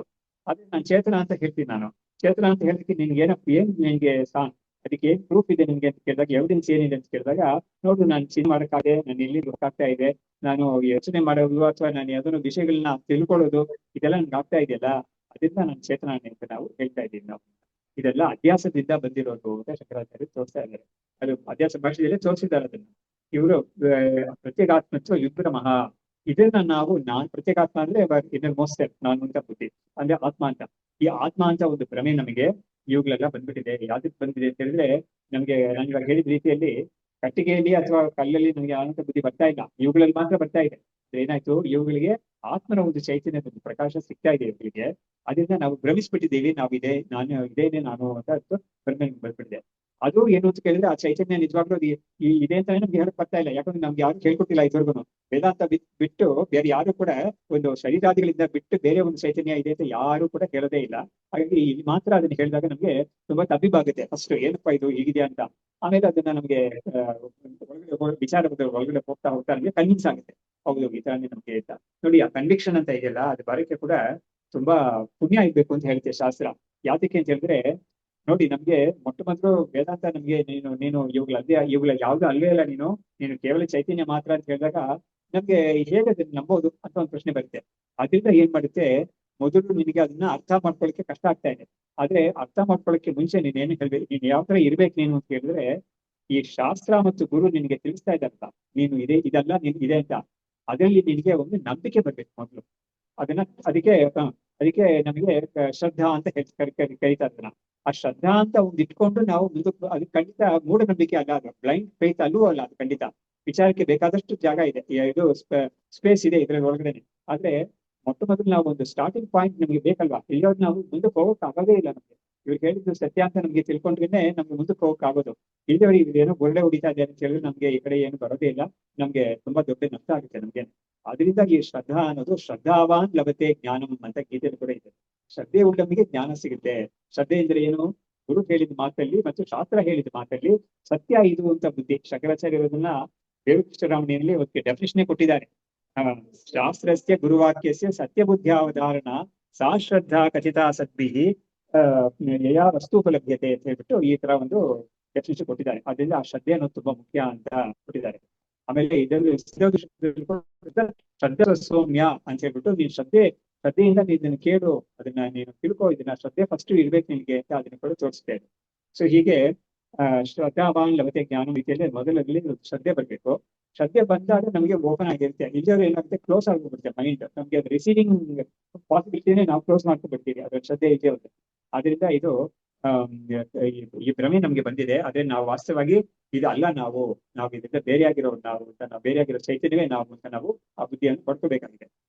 ತಮೇವ ಭಾಂತಂ ಆತ್ಮಾನಂ ಅನುಭಾಂತಿ ಅಖಿಲಂ ಜಗತೆ ಇತಿ ಶ್ರುತ್ಯಂತರೇ ಸ್ಪಷ್ಟ ಮುಕ್ತಂ ಜ್ಯೋತಿಷ್ಟ್ವಂ ಆತ್ಮನಃ ಆತ್ಮ ಅನ್ನೋದು ಚೈತನ್ಯ ಸ್ವರೂಪ ಅನ್ನೋದನ್ನ ಮುಂಡಕೋಪನಿಷತ್ತಲ್ಲಿ ತಮೇವ ಭಾಂತಂ ಅನುಭಾತಿ ಸರ್ವಂ ತಸ್ಯ ಭಾಷಾ ಸರ್ವಮಿದಂ ವಿಭಾತಿ ಅನ್ನೋದನ್ನ ಅಲ್ಲೆಲ್ಲ ಬೇಕಾದಷ್ಟು ಹೇಳಿದೆ ಅದನ್ನ ಇವರು ನೆನಪು ಮಾಡ್ತಾ ಇದ್ದಾರೆ. ಅದೇ ಶ್ರುತಿ ಅಂತ ಹೇಳುವಾಗ ಆ ಮುಂಡಕೋಪನಿಷತ್ತನ್ನೇ ಮನಸ್ಸಲ್ಲಿ ಇಟ್ಕೊಂಡು ಹೇಳ್ತಾ ಇದ್ದಾರೆ. ತಮೇವ ಭಾಂತಂ ಆತ್ಮಾನಂ ಅನುಭಾಂತಿ ಅಖಿಲಂ ಜಗತ್ ಅಂದ್ರೆ ಏನಾಯ್ತು, ಈ ಸ್ಥೂಲ ಶರೀರ ಸೂಕ್ಷ್ಮ ಶರೀರ ಇದಕ್ಕೆಲ್ಲ ಒಂದು ಚೈತನ್ಯ ಸಿಕ್ಕಿದೆ ಅಂತ ನಾವು ಹೇಳ್ತಾ ಇದೀವಲ್ಲ, ಅದು ಎಲ್ಲಿಂದ ಸಿಕ್ತು ಅಂತ ಹೇಳಿದ್ರೆ ಇವರೇ ಹೇಳಿದ್ರು, ಒಳಗಡೆ ಇರೋ ಶುದ್ಧ ಚೈತನ್ಯ ಆತ್ಮನ ಒಂದು ಸಂಪರ್ಕದಿಂದ ಇದಕ್ಕೆಲ್ಲ ಸಿಕ್ಕಿದೆ ಅಂತ. ಇಲ್ಲಿಂದ ಏನಾಗುತ್ತೆ, ಮುಂದಕ್ಕೆ ಫ್ಲೋ ಆಗುತ್ತೆ, ಓವರ್ ಫ್ಲೋ ಆಗುತ್ತೆ, ಅದು ಹೊರಗಡೆ ಸ್ಪಿಲ್ ಓವರ್ ಆಗುತ್ತೆ. ಇಲ್ಲಿ ಸ್ಪಿಲ್ ಓವರ್ ಆಗುತ್ತೆ ಅಂತ ಹೇಳಿದ್ರೆ ಇಡೀ ಪ್ರಪಂಚಕ್ಕೂ ಅದು ಸ್ಪಿಲ್ ಓವರ್ ಆಗುತ್ತೆ. ಅದು ಯದ್ಯಪಿ ಆ ಇಡೀ ಪ್ರಪಂಚದಲ್ಲಿ ಎಲ್ಲೂ ಕೂಡ ನಾವು ಈ ಚೈತನ್ಯವನ್ನ ಕಾಣಕ್ ಆಗೋದಿಲ್ಲ. ಪ್ರಾಣಿ ಪಕ್ಷಿಗಳಲ್ಲಿ ಕಾಣ್ತೀವಿ, ಅದೇ ಯಾಕಂದ್ರೆ ಅದು ಕೂಡ ಪಂಚಕೋಶಗಳಿದೆ, ಅಲ್ಲೂ ಕೂಡ ಈ ಅಂತಃಕರಣ ಅಂತ ರಿಫ್ಲೆಕ್ಟಿಂಗ್ ಮೀಡಿಯಂ ಅಂತ ಒಂದು ಇದೆ, ಅದರಿಂದ ಅದಕ್ಕೆ ರಿಫ್ಲೆಕ್ಟೆಡ್ ಕಾನ್ಶಿಯಸ್ನೆಸ್ ಬರುತ್ತೆ ಅಲ್ಲಿ. ಆದ್ರೆ ಹೊರಗಡೆ ಇರೋ ಪ್ರಪಂಚ ನಾವು ಯಾವ್ದು ಗಿರಿ ನದಿ ಸಮುದ್ರ ಅಂತ ನೋಡ್ತೀವೋ ಅದರಲ್ಲಿ ನಮಗೆ ಚೈತನ್ಯ ಇದೆ ಅಂತ ನಮ್ಗೆ ಗೊತ್ತಾಗೋದಿಲ್ಲ. ಆದ್ರೆ ಅಲ್ಲಿಗೆ ಕೂಡ ಈ ಪ್ರಕಾಶ ಹೋಗಿದೆ ಅದಕ್ಕೆ ಅಂತ ಹೇಳ್ತಾರೆ. ಹೇಗೆ ಹೋಗಿದೆ ಅಂತ ಹೇಳಿದ್ರೆ ನೋಡಿ, ನಾವು ಪ್ರತಿಯೊಂದು ವಸ್ತುವನ್ನು ಕೂಡ ನಾವು ಫಸ್ಟ್ ಆ ವಸ್ತು ಇದೆ ಅಂತ ನಾವು ಗುರುತಿಸ್ತೀವಿ. ಯಾವುದೋ ಒಂದು ಒಂದು ಸರೋವರನೋ ಅಥವಾ ಒಂದು ಒಂದು ಒಂದು ಮನೆನೋ ಅಥವಾ ಒಂದು ಬೆಟ್ಟವೋ ಅದನ್ನ ನೋಡಿ ನಾವು ಇದೆ ಅಂತ ಗುರುತಿಸ್ತೀವಿ. ಆಮೇಲೆ ಅದು ನನಗೆ ಜ್ಞಾನಕ್ಕೆ ಅದು ವಿಷಯವಾಗ್ತಾ ಇದೆ ಅಂತ ಹೇಳ್ತೀವಿ. ಹಾಗಾದ್ರೆ ಆ ಇರುವಿಕೆ ಮತ್ತು ಈ ಒಂದು ಭಾನ ಅಂದ್ರೆ ಅದಕ್ಕೆ ಒಂದು ಚೈತನ್ಯದ ಒಂದು ಭಾನ ಇದೆ, ಅದಕ್ಕೆ ಸ್ವಪ್ರಕಾಶ ಅಲ್ಲ ಅದು ಖಂಡಿತ. ಆದ್ರೆ ಅದೆರಡು ಕೂಡ ನಿಮಗೆ ಸಿಗ್ತಾ ಇದೆ ಅಂತ ಕೇಳಿದ್ರೆ ಈ ಆತ್ಮನ ಒಂದು ಚೈತನ್ಯ ಅಲ್ಲೂ ಕೂಡ ಎಲ್ಲಾ ಕಡೆ ಪ್ರಸಾರವಾಗಿದೆ. ಖಂಡಿತ ಅದು ಅದನ್ನ ಎಕ್ಸ್ಪ್ರೆಸ್ ಮಾಡಕ್ಕೆ ಆಗ್ತಾ ಇಲ್ಲ ಅವುಗಳಿಗೆ ಅಷ್ಟೇ ಅರ್ಥ. ಯಾಕಂದ್ರೆ ಅಂತಃಕರಣ ಅಂತ ಒಂದಿಲ್ಲ ಅದಕ್ಕೆ, ಅದರಿಂದ ಎಕ್ಸ್ಪ್ರೆಸ್ ಮಾಡಕ್ ಆಗ್ತಾ ಇಲ್ಲ ಹೊರತು ಅಲ್ಲೂ ಕೂಡ ಎಲ್ಲಾ ಕಡೆನೂ ಈ ಚೈತನ್ಯ ಅನ್ನೋದು ಇದೆ. ಪ್ರಕಾಶ ಅಲ್ಲೇ ಇಲ್ಲ ಖಂಡಿತ. ಯಾಕಂದ್ರೆ ನಾವು ಅದನ್ನ ಇದೆ ಅಂತ ನಾವು ಹೇಳ್ಬೇಕಾಗಿದೆ, ಬೇರೆ ನಮ್ ಬಗೆಗೆ ನಾವು ಬೇರೆ ಯಾರಿಗೆ ಹೇಳ್ಬೇಕಾಗಿಲ್ಲ, ನಮ್ಗೆ ಗೊತ್ತಾಗ್ತಾ ಇದೆ ನಾನು ಇದ್ದೀನಿ ಅಂತ. ಆ ಒಂದು ವ್ಯತ್ಯಾಸ ಇದೆ ಹೊರತು ಇದು ಎಲ್ಲಾ ಕಡೆನೂ ಈ ಆತ್ಮ ಚೈತನ್ಯ ಎಲ್ಲಾ ಕಡೆನೂ ಒಳಗು ಹೊರಗು ಎಲ್ಲಾ ಕಡೆನೂ ಅದು ವ್ಯಾಪಿಸಿದೆ ಇದೆ ಅಂತ. ತಮೇವ ಭಾಂತಂ ಆತ್ಮಾನಂ ಅನುಭಾಂತಿ ಅಖಿಲಂ ಜಗತೆ ಇತಿ ಶ್ರುತ್ಯಂತರೆ ಸ್ಪಷ್ಟಮುಕ್ತಂ ಜ್ಯೋತಿಷ್ಟ್ವಂ ಆತ್ಮನಃ. ಆತ್ಮ ಇತ್ಯೇವಂ ಪ್ರಬುದ್ಧೇ ಅಸ್ಮಿನ್ ಜ್ಯೋತಿಷಿ ಧ್ವಾಂತನಾಶತಃ ಸರ್ವಸ್ಯೈವ ಆತ್ಮ ಯಾಥಾತ್ಮ್ಯಾತ್ ಆತ್ಮ ಪುರುಷ ಉಚ್ಯತೆ. ಯಾರಿಗಾದ್ರೂ ಒಬ್ಬನಿಗೆ ಅವನ ಒಂದು ಪೂರ್ವಜನ್ಮ ಸುಕೃತದಿಂದ ಅವನು ಈ ಮಾರ್ಗಕ್ಕೆ ಬಂದು ಅವನು ಇದನ್ನ ಸಕ್ಸಸ್ಫುಲ್ ಆಗಿ ಕೊನೆ ತನಕ ಲಾಜಿಕಲ್ ಎಂಡ್ ಅಂತ ಹೇಳ್ತೀವಲ್ಲ ಅಲ್ಲಿ ತನಕ ತಗೊಂಡು ಹೋದ ಅಂತ ಹೇಳಿದ್ರೆ ಅವನು ಈ ಆತ್ಮಜ್ಞಾನವನ್ನು ಪಡ್ಕೊಳ್ತಾನೆ. ಒಂದ್ ವೇಳೆ ಅವ್ನು ಪಡ್ಕೊಂಡ್ಬಿಟ್ಟ ಅಂತ ಹೇಳಿದ್ರೆ ಅವ್ನು ಏನಾಗ್ತಾನೆ ಅಂತ ಕೇಳಿದ್ರೆ ಅವನೇ ನಿಜವಾಗ್ಲೂ ಪುರುಷ ಅಂತ ಅನಿಸ್ಕೊಳ್ತಾನೆ ಅಂತ ಹೇಳ್ತಾ ಇದ್ದಾರೆ. ಬಾಕಿ ಎಲ್ಲರೂ ಕೂಡ ಪುರುಷ ಅಂತ ಇದ್ರು ಕೂಡ ನಮ್ಮ ವಿದ್ಯಾರಣ್ಯರು ಒಂದ್ ಕಡೆ ತುಂಬಾ ಚೆನ್ನಾಗಿ ಇದರಲ್ಲಿ ಬರುತ್ತೆ, ಒಂದು ಕೈಕಿರಿ ಆರ್ಥದಲ್ಲಿ ಒಂದು ಮಂತ್ರನೇ ಬರುತ್ತೆ, ಅದಕ್ಕೆ ಶ್ರೀ ಸತೀಹಿ ಅಂತ ಒಂದು ಮಂತ್ರ ಬರುತ್ತೆ. ಅದಕ್ಕೆ ವಿದ್ಯಾರಣ್ಯರು ಸಾಯಿನಿ ಭಾಷೆ ಎಲ್ಲ ಬರ್ತದೆ. ಅವಾಗ ಅವ್ರು ಹೇಳ್ತಾರೆ, ನೋಡು ಪುರುಷ ಅನ್ನೋದು ಬರೀ ಮೀಸೆ ದಾಡಿ ಇರೋದ್ರಿಂದ ಒಂದು ಪುರುಷ ಮಾತ್ರ ಅಲ್ಲ, ಅದೇ ತರ ಒಂದು ಸ್ತ್ರೀ ಆಗಿರೋರಿಗೆ ಸ್ತನ ಇರೋದ್ರಿಂದ ಮಾತ್ರ ಒಂದು ಸ್ತ್ರೀ ಅಂತ ಅಲ್ಲ. ಒಂದ್ ವೇಳೆ ಆ ಸ್ತ್ರೀಗೆ ಏನಾದ್ರೂ ಅವಳಿಗೆ ಈ ಒಂದು ತತ್ವ ಜಿಜ್ಞಾಸೆ ಅಂತ ಬಂದ್ರೆ ಅವಳು ಕೂಡ ಪುರುಷನೇ ಆಗ್ತಾಳೆ ಅವಳು ಕೂಡ ಅಂತ ಹೇಳ್ಬಿಟ್ಟು ಆತರ ಒಂದು ಕೊಡ್ತಾರೆ. ಮನುಷ್ಯ ಅಂತ ಅದಕ್ಕೆ ಮನುಷ್ಯ ಅನ್ನೋದಕ್ಕಿಂತ ಪುರುಷ ಅಂತ ಒಂದು ತಗೊಳ್ತಾರೆ. ಯಾಕೆಂದ್ರೆ ಏನೋ ಯಾತಕ್ಕೆ ಅಂತ ಹೇಳಿದ್ರೆ ಈ ಒಂದು ಜ್ಞಾನವನ್ನ ಪಡ್ಕೊಳ್ಳಕ್ಕೆ ಎಲ್ಲರೂ ಮುಂದಾಗೋದಿಲ್ಲ, ಪುರುಷರು ಕೂಡ ಮುಂದಾಗೋದಿಲ್ಲ. ಹಾಗಾಗಿ ಪುರುಷರಿಗೆ ಒಂದು ವೇದ ಅನ್ನೋದು ಅವರಿಗೆ ಒಂದು ಎಕ್ಸ್ಪೋಷರ್ ಇದೆ ಅನ್ನೋ ಕಾರಣದಿಂದ ಅಥವಾ ವೇದಕ್ಕೆ ಅವರು ಅಧಿಕಾರಿಗಳಾಗಿದ್ದಾರೆ ಪುರುಷರು, ಅದರಲ್ಲೂ ಕೂಡ ಕೆಲವರು ಅಂತ ಇರೋದ್ರಿಂದ ಅವ್ರಿಗೆ ಈ ನಾಲೆಡ್ಜ್ ತುಂಬಾ ಸಿಗೋ ಒಂದು ಪಾಸಿಬಿಲಿಟಿ ತುಂಬಾ ಇದೆ. ಬೇರೆ ಸ್ತ್ರೀಯರಿಗೆ ಆತರ ಇಲ್ಲ. ಆಗಿದ್ರು ಕೂಡ ಅವ್ರು ಏನಾದ್ರೂ ಇದರಲ್ಲಿ ಒಂದು ಜಿಜ್ಞಾಸ ಅವ್ರ ಪುಣ್ಯದಿಂದ ಅವ್ರಿಗೆ ಜಿಜ್ಞಾಸ ಬಂತು ಅಂತ ಹೇಳಿದ್ರೆ ಅವ್ರನ್ನ ವೇದ ಅಂತ ಶಾಸ್ತ್ರ ತುಂಬಾ ಕೊಂಡಾಡುತ್ತೆ. ಅವ್ರನ್ನ ಅಷ್ಟೊಂದು ಇದಾಗಿ ಕೇಳಿದ್ದಾರೆ. ಮೈತ್ರಿ ಈ ತರ ಕೇಳಿದಾಗ ಯಾಜ್ಞವಲ್ಕ್ಯರು ಅವ್ರನ್ನ ತುಂಬಾ ಪ್ರೈಸ್ ಮಾಡ್ತಾರೆ, ತುಂಬಾ ಪ್ರಶಂಸೆ ಮಾಡ್ತಾರೆ. ಇಂಥ ಒಂದು ವಿಷಯ ನಿಮಗೆ ಕೇಳ್ಬೇಕು ಅಂತ ಅನಿಸ್ತಲ್ಲ ನಿಮ್ಗೆ ಅಂತ ಹೇಳ್ಬಿಟ್ಟು ತುಂಬಾ ಚೆನ್ನಾಗಿ ಅದನ್ನ ಬರುತ್ತೆ ಅದೇ ಬಿಟ್ಟ. ಹಾಗಾಗಿ ಇಲ್ಲಿ ಇವನು ಈ ತರ ತಿಳ್ಕೊಂಡವನು ಪುರುಷ ಅಂತ ಆಗ್ತಾನೆ ಅಂತ ಇಲ್ಲಿ ಪುರುಷ ಅನ್ನೋ ಶಬ್ದಕ್ಕೆ ಒಂದು ಮ್ಯಾಸ್ಕ್ಯುಲಿನ್ ಜೆಂಡರ್ ಅಂತ ಅರ್ಥ ಅಲ್ಲ, ಇಲ್ಲಿ ಅದಕ್ಕೊಂದು ಅರ್ಥವನ್ನು ಇವರೇ ಕೊಡ್ತಾರೆ. ಪೂರ್ಣವಾಗಿರೋದ್ರಿಂದ ಪುರುಷ ಅಂತ, ಪೂರ್ಣವಾಗಿದೆ ಎಲ್ಲರಿಗೂ ಪೂರ್ಣವಾಗಿರೋದ್ರಿಂದ ಪುರುಷ ಅಂತ ಆಗುತ್ತೆ ಹೊರತು ಅದು ಈ ಮ್ಯಾಸ್ಕ್ಯುಲಿನ್ ಜೆಂಡರ್ ಅನ್ನೋದ್ರಿಂದ ಪುರುಷ ಅಲ್ಲ ಅದು ಅಂತ ಇವರೇ ಕ್ಲಾರಿಫೈ ಮಾಡ್ತಾರೆ. ಇಲ್ಲಿ ಆತ್ಮ ಪುರುಷ ಉಚ್ಯತೆ. ಆತ್ಮಜ್ಞಾನ ಸಮುಚ್ಚಿತ್ತವು ತಜ್ಜಸ್ಯ ನಹಿ ವಸ್ತುನಃ ಪ್ರತ್ಯಗ್ರೂಪಾತ್ ಪೃಥಗ್ ರೂಪಂ ಸಂಭಾವ್ಯಂ ಕೇನಚಿತ್ ಕ್ವಚಿತ್ ಅಂತ. ಇವಾಗ ನೋಡಿ, ಆತ್ಮಜ್ಞಾನ ಸಮುಚ್ಚಿತು ಅಂತ ಹೇಳಿದ್ರೆ ಏನು, ಆತ್ಮ ಒಂದು ಜ್ಞಾನದ ಒಂದು ಆತ್ಮ ಅನ್ನೋದ್ರ ಬಗ್ಗೆ ಒಂದು ಅಜ್ಞಾನ ಇದೆಯಲ್ಲ, ಆತ್ಮ ಅಜ್ಞಾನ ಸಮುಚ್ಚಿತ ಅಂತ ಆತ್ಮದ ಒಂದು ಅಜ್ಞಾನ ಇದೆಯಲ್ಲ, ಅದು ಆ ಅಜ್ಞಾನ ಹೋಯ್ತು ಅಂತ ಹೇಳಿದ್ರೆ ಏನಾಗುತ್ತೆ ಅಂತ ಹೇಳಿದ್ರೆ ತಜ್ಜಸ್ಸಿ ನಾವು ಸಹ ಪ್ರಕೃಪಾತ್ ಯಾವ ವಸ್ತು ಬಗ್ಗೆ ಆತ್ಮಜ್ಞಾನ ಕಾರಣದಿಂದ ಯಾವ ಒಂದು ಆತ್ಮ ಬಂದಿದೆಯೋ ಅಲ್ಲಿ ನಾನು ಇದನ್ನ ಬಂದಿರೋ ಇದು ಪೃಥಕ್ ರೂಪಂ ಭಾವ್ಯಂ ಕೇನಿಶ್ಚಿತ ಅಂದ್ರೆ ಏನಾಯ್ತು, ಒಂದು ಅನಾಥ ನಾವ್ ಯಾವ್ದನ್ನ ಹೇಳ್ತಾ ಇದ್ದೀವಿ ಅದು ನಿಜವೂ ಅದರಿಂದ ಬೇರೆ ಆಗಿಲ್ಲ ಅಂತ ನಮ್ಗೆ ಒಂದು ಬುದ್ಧಿ ಬರುತ್ತೆ. ನಮ್ಗೆ ಸುಲಭ ಹೋಗ್ಬೋದು. ಹಗ್ಗ ಮತ್ತು ಹಗ್ಗವನ್ನೇ ಹಾವು ಅಂತ ಭ್ರಮೆ ಬಂದಿದೆ ಅವ್ರಿಗೆ. ಅವಾಗ ಇದು ಹಾವು ಅಂತ ಅನ್ಸ್ಕೊಳ್ಳ, ಇದು ಹಗ್ಗಾನೆ ಅಂತ ಒಂದು ಜ್ಞಾನ ಬಂದಾಗ ಅವಾಗ ಈ ಹಾವು ಅಂತ ಇದ್ನಲ್ಲ ಒಂದನ್ನ ಅದ್ ಏನು ಅಂತ ಗೊತ್ತು ಪ್ರಶ್ನೆ ಮಾಡ್ಕೊಂಡ್ರೆ ಅದು ತನ್ನೇ ಉಂಟು ಮಾಡ್ಕೊಂಡ್ರೆ ಏನ್ ಗೊತ್ತ ಹಂಗೆ, ಈ ಹಾವು ಅಂತ ನಾನು ಯಾವ್ದು ಹೇಳ್ತಾ ಇನೋ ಅದು ಇದಕ್ಕಿಂತ ಬೇರೆ ಅಲ್ಲ ಅಂತ ಗೊತ್ತಾಗುತ್ತೆ. ಒಂದೇ ಒಂದು ವಸ್ತು ಹಗ್ಗ, ಅದನ್ನ ನೋಡಿ ಇವನು ಭ್ರಮೆಯಿಂದ ಹಗ್ಗದ ಬಗ್ಗೆ ಒಂದು ಅಹದಿಂದ ಅವನು ಅದನ್ನೇ ಹಾವು ಅಂತ ತಿಳಿದಿದ್ದಾನೆ, ತಪ್ಪಾಗಿದ್ದಾನೆ. ಯಾವಾಗ ಅವನಿಗೆ ಇಲ್ಲಿರೋದು ಹಾವು ಅಂತಾನೆ ಖಾತ್ರಿ ಆಯ್ತೋ ಅವಾಗ ಏನಾಯ್ತು, ಈ ಭ್ರಮೆಯಿಂದ ಉಂಟಾಗಿದ್ದ ಹಾವು ಅದು ಹಗ್ಗಕ್ಕಿಂತ ಅದು ಬೇರೆಯಾಗಿರ್ಲೇ ಇಲ್ಲ, ಯಾವತ್ತೂ ಕೂಡ ಅದು ಬೇರೆಯಾಗಿರ್ಲಿಲ್ಲ.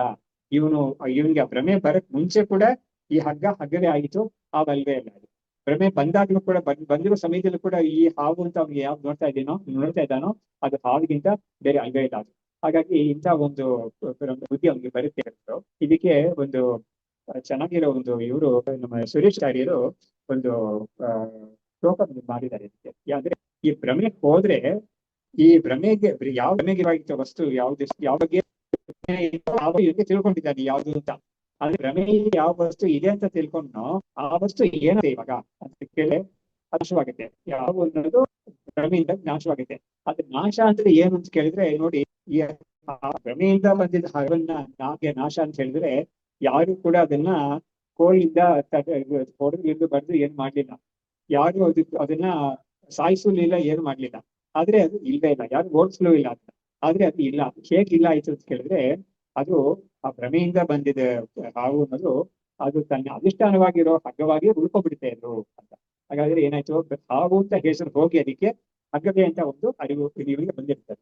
ಅದನ್ನ ಅವರು ಹೇಳಿದ್ರೆ ಅಧಿಷ್ಠಾನ ವಿಶೇಷಿ ನಾಶ ಕಲ್ಪಿತ ವಸ್ತುನಃ ಅಂತ ಒಂದು ವಾಕ್ಯದಲ್ಲಿ ಹೇಳಿದ್ದಾರೆ ಶ್ರೇಷ್ಠಾಚಾರ್ಯ. ಏನಂತ ಹೇಳಿದ್ರೆ ಕಲ್ಪಿತ ವಸ್ತು ಅಂತ ಯಾವ್ದಿದೆಯೋ ಇಲ್ಲಿ ಉದಾಹರಣೆಯಲ್ಲಿ ಹಾವು ಅನ್ನೋದು ಅದು ಅದ್ರ ನಾಶ ಅಂದ್ರೆ ಏನರ್ಥ ಅಂತ ಕೇಳಿದ್ರೆ ಅದು ತನ್ನ ಅಧಿಷ್ಠಾನವಾಗಿ ಉಳ್ಕೊಬಿಡೋದು, ಅಂದ್ರೆ ಅದೇ ಅದ್ರ ನಾಶ ಹೊರತು ಬೇರೆ ಯಾವುದು ಅದ್ರ ನಾಶ ಅನ್ನೋದು ಇಲ್ವೇ ಇಲ್ಲ ಅಂತ ಹೇಳಿ ಅಲ್ಲಿ ಕ್ಲಾರಿಫಿಕೇಶನ್ ಕೊಟ್ಟಿದ್ದಾರೆ. ಇದನ್ನ ಹೇಳ್ಬಿಟ್ಟು ಮುಂದಕ್ಕೆ ಈ ಪುರುಷ ಅಂತ ಹೇಳಿದ್ರಲ್ಲ ಅದ್ರ ಒಂದು ವ್ಯುತ್ಪತ್ತಿಯನ್ನ ಇವರೇ ಕೊಡ್ತಾರೆ. ಇವಾಗ ಪೂರ್ಣತ್ವಾತ್ ಪುರುಷಃ ಸೋಯಂ ಜ್ಯೋತಿ ಆತ್ಮ ಇತಿ ಭಣ್ಯತೆ ಪೂರ್ಣಸ್ಯ ಲೋಕ ಸಂಚಾರ ಕಥಂ ಸ್ಯಾದಿತಿ ಭಣ್ಯತಾ.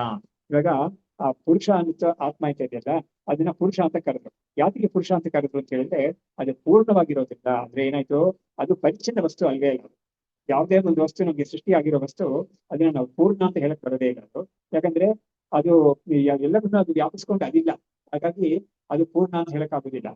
ಈ ಆಕಾಶ ಅನ್ನೋದು ಸೃಷ್ಟಿಯಾಗಿದ್ರು ಕೂಡ ಅದು ಕೂಡ ಪೂರ್ಣ ಅಂತ ಆಗೋದಿಲ್ಲ, ಯಾಕಂದ್ರೆ ಈ ಆಕಾಶವನ್ನು ಕೂಡ ವ್ಯಾಪಿಸ್ಕೊಂಡಿರೋದು ಆತ್ಮ. ಅದರಿಂದ ಆಕಾಶ ಅನ್ನೋದು ಕೂಡ ಪೂರ್ಣ ಅಲ್ಲ. ಹಾಗಾಗಿ ಈ ಪೂರ್ಣ ಅನ್ನೋದು ಆತ್ಮನಿಗೆ ಮಾತ್ರ ಬರೋ ಒಂದು ವಿಚಾರ ಅದು. ಹಾಗಾಗಿ ಈ ಆತ್ಮ ಅನ್ನೋದು ಪೂರ್ಣ ಅಂತ ಆತ್ಮಜ್ಞಾನ, ಆತ್ಮದ ಬಗ್ಗೆ ಒಂದು ಅಜ್ಞಾನ ಹೋದವನಿಗೆ ತಾನು ಪೂರ್ಣ ಪುರುಷ, ತಾನು ಪೂರ್ಣ ಅಂತ ಒಂದು ಅವನು ತಿಳಿತಾನೆ. ಹಾಗಾಗಿ ಪುರುಷ ಅಂದ್ರೆ ಏನರ್ಥ ಅಂತ ಹೇಳಿದ್ರೆ ಪೂರ್ಣತ್ವಾದ ಪುರುಷ, ಅದು ಎಲ್ಲದರಲ್ಲೂ ಪೂರ್ಣವಾಗಿರೋದ್ರಿಂದ ಅದು ಪುರುಷ ಅಂತ ಆಗುತ್ತೆ. ಅದು ಅಲ್ಲದೆ ಇರೋ ವಸ್ತು ಯಾವ್ದು ಇಲ್ಲೇ ಇಲ್ಲ, ಹಾಗೆ ತಿಳಿಬೇಕು ನಾವು. ಇವಾಗ ನೋಡಿ ಆಕಾಶ ಅಂತ ಹೇಳಿದ್ರು ಕೂಡ ಆಕಾಶಕ್ಕೆ ಕಾಲ್ ಪರಿಚ್ಛೇದ ಇದೆ. ಯಾಕಂದ್ರೆ ಆಕಾಶ ಸೃಷ್ಟಿ ಆಗಕ್ಕೆ ಮುಂಚೆ ಅದಿರ್ಲಿಲ್ಲ, ಲಯ ಆಗಾದ್ಮೇಲೆ ಆಕಾಶ ಇರೋದಿಲ್ಲ. ಆದ್ರೆ ಅದಕ್ಕೆ ಇನ್ನೂ ಒಂದು ಪರಿಚ್ಛೇದ ಕೂಡ ಇದೆ, ವಸ್ತು ಪರಿಚ್ಛೇದ ಅಂತ ಒಂದಿದೆ. ಏನ್ ಪರಿಚ್ಛೇದ ಅಂತ ಹೇಳಿದ್ರೆ ಆಕಾಶವನ್ನು ಬಿಟ್ಟು ನಾವು ವಾಯು ಅಗ್ನಿ ಇದೆಲ್ಲ ಕೂಡ ನಾವು ಗಣನೆ ಮಾಡ್ತೀವಿ, ಅದರಿಂದ ಅದಕ್ಕೆ ವಸ್ತು ಪರಿಚ್ಛೇದನೂ ಇದೆ ಅದಕ್ಕೆ ಅಂತ ಹೇಳ್ಬಿಟ್ಟು ಈ ಒಂದು ವಿಷಯವನ್ನ ಉಪನಿಷತ್ತಿನ ನಾವು ತಿಳ್ಕೊಳ್ತೀವಿ. ಆದ್ರೆ ಇದು ಹೇಳ್ತಾ ಇದ್ದಾರೆ ಪೂರ್ಣತ್ವಾತ್ ಪುರುಷಃ ಸೋಯಂ ಜ್ಯೋತಿ ಆತ್ಮ ಇತಿ ಬನ್ಯದೆ. ಈ ಆತ್ಮ ಜ್ಯೋತಿಷ್ ಅಂತ ಇದೆಯಲ್ಲ, ಯಾವುದರಿಂದ ಎಲ್ಲವನ್ನೂ ತಿಳ್ಕೊಳ್ತಾನೋ, ಯಾವುದರಿಂದ ಇರೋದ್ರಿಂದ ಬುದ್ಧಿ ಮನಸ್ಸು ಇಂದ್ರಿಯಗಳು ಪ್ರಾಣ ಎಲ್ಲವೂ ಕೂಡ ಕೆಲಸ ಮಾಡ್ತಾ ಇದೆಯೋ, ಅವುಗಳಿಗೆಲ್ಲ ಚೈತನ್ಯ ಸಿಗ್ತಾ ಇದೆಯೋ ಅದು ಆತ್ಮ ಅಂತ, ಅದೇ ಪೂರ್ಣವಾಗಿರೋ ಸ್ವರೂಪ ಅದು. ಅದರಿಂದ ಅದನ್ನೇ ಪುರುಷ ಅಂತ ನಾವು ವಾಸ್ತವವಾಗಿ ಅದನ್ನೇ ಹೇಳೋದು.